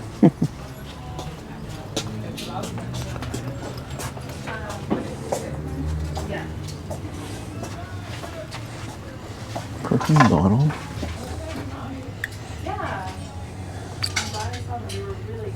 Spray bottle. Oh. I didn't care for that scent. First time here? I have a long time ago, like years ago. I don't have. Do you think that? Hey everybody, welcome to the end of the video, and I hope you guys liked that trip over to the Goodwill. We got some decent items, and obviously, you know, that one crystal, no, not crystal, glass that looked like a crystal. That's a keeper, and actually my daughter wanted it, so she has that in her room now. And the second trip, or not second trip, the second thrift store, that's the Discovery Cancer Society thrift store, and it's not one that I typically visit. I wanted to show you guys, basically there's other thrift stores in my area besides Goodwills and flea markets and all that. But that one there, I just don't find any items that are worth reselling. Let me know what you guys think. If you guys saw anything in there, please drop a comment down below. But I never find anything down there, and I don't think I saw anything there that was worth it. And sometimes the prices are a little bit higher. So that's why I stick to Goodwills, flea markets, occasional garage sales, and Savers. Although Saver, like I've said before, it's always hit or miss at Savers. But sometimes the stuff I find at Savers is pretty good, and I get some pretty good profit out of there. But we're going to go over a few items here, a few items I found recently, so that way you guys can be out there looking for these items and resell them, you know. And you know, these are all items that I've had success with. Maybe not the exact brand name, but I've had success with similar items that are, you know, like silverware. I sell silverware all the time. But here's a brand to look out for is IKEA. IKEA is a brand to look out for. I just picked these up. I listed these. I haven't listed these ones yet because this is going to be just sold as a miscellaneous set. I was able to put together a set of 16 forks, spoons, and knives, and I listed that for $60. The rest of this is just miscellaneous spoons and forks. Not a really complete set that I can make out of these, but people still buy them. Now the bag I spent $8.59, so we'll make a good profit on the set once that sells. But these little miscellaneous pieces, I'm gonna list them for probably about $17, and that'll pay for the bag, and we'll be in a little bit into the profit, and then hopefully be more into the profit once the set sells. IKEA silverware, very plain, very modern looking. People love IKEA. People sell IKEA. I sell IKEA lights all the time, and people love IKEA silverware. It always sells. And another set I found in there, and this is not really something to look out for. It just happened to be in the bag of silverware that I purchased, was this Revere. And I believe Revere, like Paul Revere, is associated with Oneida. And Oneida is definitely a name to look out for in silverware. But these dinner knives were a set of 5, and these should go for about $15. Dinner knives or butter knives don't really do as well as forks, spoons, or that's it, fork, spoons. Salad. I'm thinking of salad forks, dinner forks, teaspoons and tablespoons. So, the knives don't really do that well. So I typically just redonate them because in those bags of silverware, you get so much stuff. There's a bunch of miscellaneous other brands in there that I'm just going to redonate. It's not worth my time to try to resell those or try to make sets out of those because it's just not worth it. They're worth maybe $3, $4 each piece, and I really don't want to waste shipping supplies on that. I got the sets I wanted. I got the pieces I wanted. I'm going to resell those. We're going to make our money back, be in the profit, and I'll just redonate everything else. So, silverware does incredibly well, and I believe I've said that before. Actually, I just sold more silverware today, I should say, because I shipped it out today. So, quick little sip after that. I feel like I talked a lot right there. This is a Lefroy, and I have it in a bit of a more fancier glass here. It's a Glencairn with the stem footed and all that. But Lefroy is a very, it's a smoked whiskey. It's a Scotch, so it's from Scotland, and it's from Islay. And the smoke, they smoke it with peat, and it gives it a very medicinal, briny, to me, a little bit of ocean in there. I don't know. It's one of my favorites. I know when I've had people try it that have never tried it before, they automatically think rubber tire. It's an acquired taste. So, but when I'm drinking a Lefroy, I typically like to use one of these little glasses, or when I'm using, when I want to enjoy not just the drinking, but also the aromas and everything. I'll typically put it in one of these, and it'll be an all-night affair for me to finish something like this. Plus, it's also, if you're getting fancy here in the whiskey tasting world. You know, you don't want to heat up the whiskey by holding it here. So it gives you an area to hold it here, so that way you don't heat your whiskey up with your body temperature. So, I'm not a sommelier, but an aficionado, I guess. Okay, let's get on with the video here. Watches. Watches is another big category for me. I sell a lot of watches. I tend to sell a lot of watches right around between $20 to $50. Occasionally, I will sell watches that go up over $100. But typically, what I found in my experience is those watches that will resell for over $100, when I see them out there, flea markets, Goodwills, they'll be priced up already. So they'll already be in a price range where I won't make the profit that I would like on it. And then once you start talking higher end watches like Rolex, I came across a watch a little while ago over at Goodwill. I mean, over at the flea market. I can never remember the name of this watch, but it's a very high-end watch, and what was it? It is an automatic watch.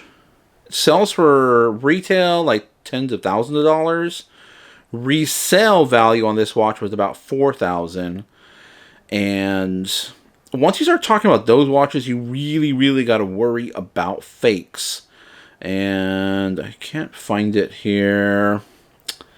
Yeah. So I was able to test it out. I was able to, you know, check everything out. Everything looked great on the watch. They wanted $700 for it.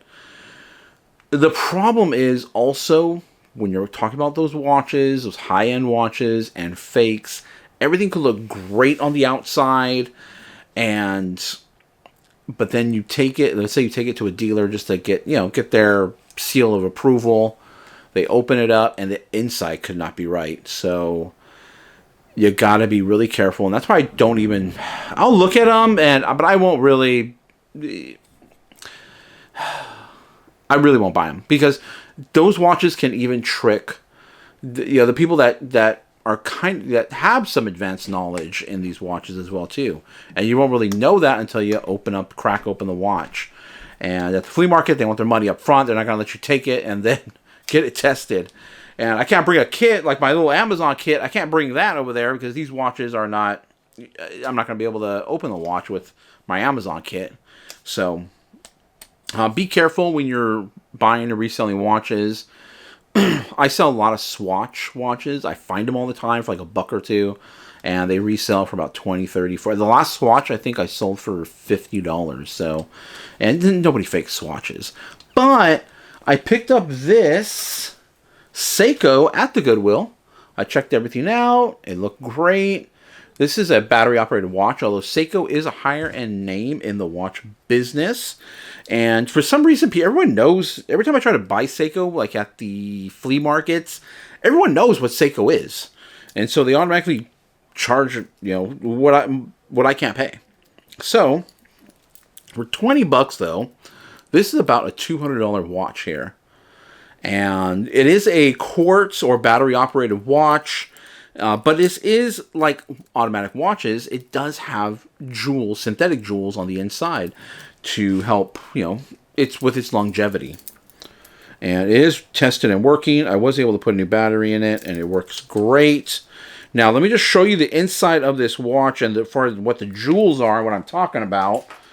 I believe I mentioned that in another watch that I resold recently. It was a West Germany automatic watch, 25 jewel. But this one here, so this is the inside. I was able to open it. And here's the picture I took. So if you see, that's where the battery goes. And if you see these little pink dots here, those are the jewels. Or the synthetic sapphires, I believe, is what they should be. So synthetic sapphires, they're typically just little washers, and they'll last a very long time. I mean, everything degrades over time, but they'll last a lot longer than other material. So that watch, $20, and it should resell for about $200. Again, probably a little bit less. It does have quite a bit of surface wear and everything to it, but I mean, the back is... Looks like somebody just didn't know what they were doing, and they really were trying to get it open and scratched up the back of that. So, there's the back of it there with all the numbers. So, yeah, but still a great watch, though. Still a great watch. Good retro 80s, 90s, probably more 80s type of watch. Another thing to look out for is shaving supplies. Not really exciting, but I do find it from time to time. $4.59 is what we paid for this bag. And each of these should sell for $20. Keep your eye out. Make sure it's brand new. Don't want to sell used shaving supplies. So, there it is. You could probably sell the electronic razors and stuff, obviously, without the blades, because it'd probably be full of hair and could potentially nick somebody, and then you got blood on it probably. So, brand new. Can't go wrong with brand new. Brand new anything. Speaking of brand new, I got a Lego set. Now this is a Lego set I paid way too much for. Let me just This is a set I paid way too much for, and I would not recommend you paying this much for this set. This is the Lego Marvel, the Hulkbuster set. And I remember when they first came out with the Hulkbuster set. I forgot what that original number was, but when was that? Was when the second or third Avengers, the Avengers with Ultron in it, came out. They released the Hulkbuster set, and that set, if I remember correctly, was $40 in stores. But when it first came out, it was reselling for double that.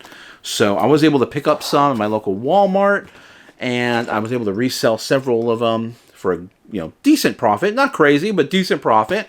And then eventually, retail stores got more supply in, and obviously the resale value went down. Now this one here isn't that great of a set. It's a recent one. I think it might still be out for sale. This is from Avengers Infinity Gauntlet Part 1 with Bruce Banner, when Bruce Banner was operating the Hulkbuster. But this isn't a really great set in my opinion. As far as the minifigures go, nothing really that we haven't seen before, or characters that aren't in any other sets. Bruce Banner is not really, the heroes aren't really that great. I mean, the prints on the bad guys are pretty cool, but there's a bunch of sets with these in there. They're not really going to be anything of value.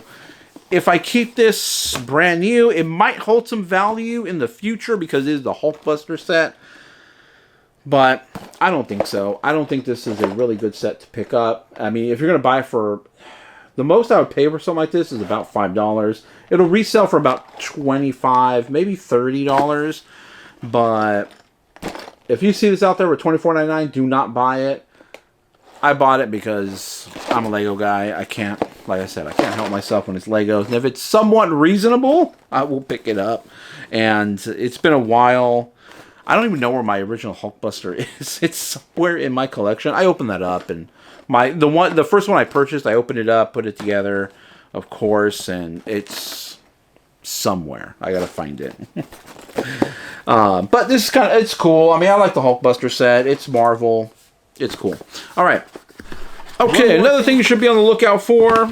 These aren't really crazy sellers, but photo books, picture frames, I still sell them, and they do okay if you get the right brands. And you also obviously pay the right price. Can't pay too much for them, because they'll probably mostly go for around $20. This one here should be up about 50 to 60 maybe, because it is in brand new condition. Some of the used ones sell for about $40, but this brand is all in leather. So I mean, just because it's leather doesn't mean it's going to be worth it. But this brand name does really well. So look out for this. It's really nice woven leather book, photo book. So look out for it. Not try to pronounce it, but I'm not going to try and butcher the name. Right. Well, No, I'm not going to try it. But handcrafted in the USA. If something is made in the USA, definitely put that in the title. That will help the item. People do look for made in the USA and associate that with more quality items. But that'll be the end of the video. Let me know what you guys think of the video. Let me know what you guys think of the trip. Is there anything I missed at Goodwill? At that other thrift store? Is there anything that I missed I should be picking up? I should be looking at? I should be trying to resell? By the way, that's what we paid for that. $6.39? 39 cents is what we paid for that. Let me know what you guys think of these items, about these bolo items, I guess. Items you should be on the lookout for. Have you resold any of these? Excuse me. But I hope you guys are having great sales out there. And I hope you guys enjoy the video. If you guys are here for entertainment, I hope you guys enjoyed at least the first. I mean, if you guys find this part entertaining, this is probably more geared towards resellers. But if you're here for just the shopping, I hope you guys enjoy the shopping section. If you guys are here for information, help, things to look out for, I hope I helped you out with that. But I appreciate all new subscribers. Please like the video if you liked it. If you didn't like it, thumbs down the video. And subscribe if you guys want to continue to see content from me. Hit the bell notification if you do want to get notified when I drop new videos, which is every Monday, Wednesday, Friday. Usually around midday, I hope. And we'll catch you in the next one.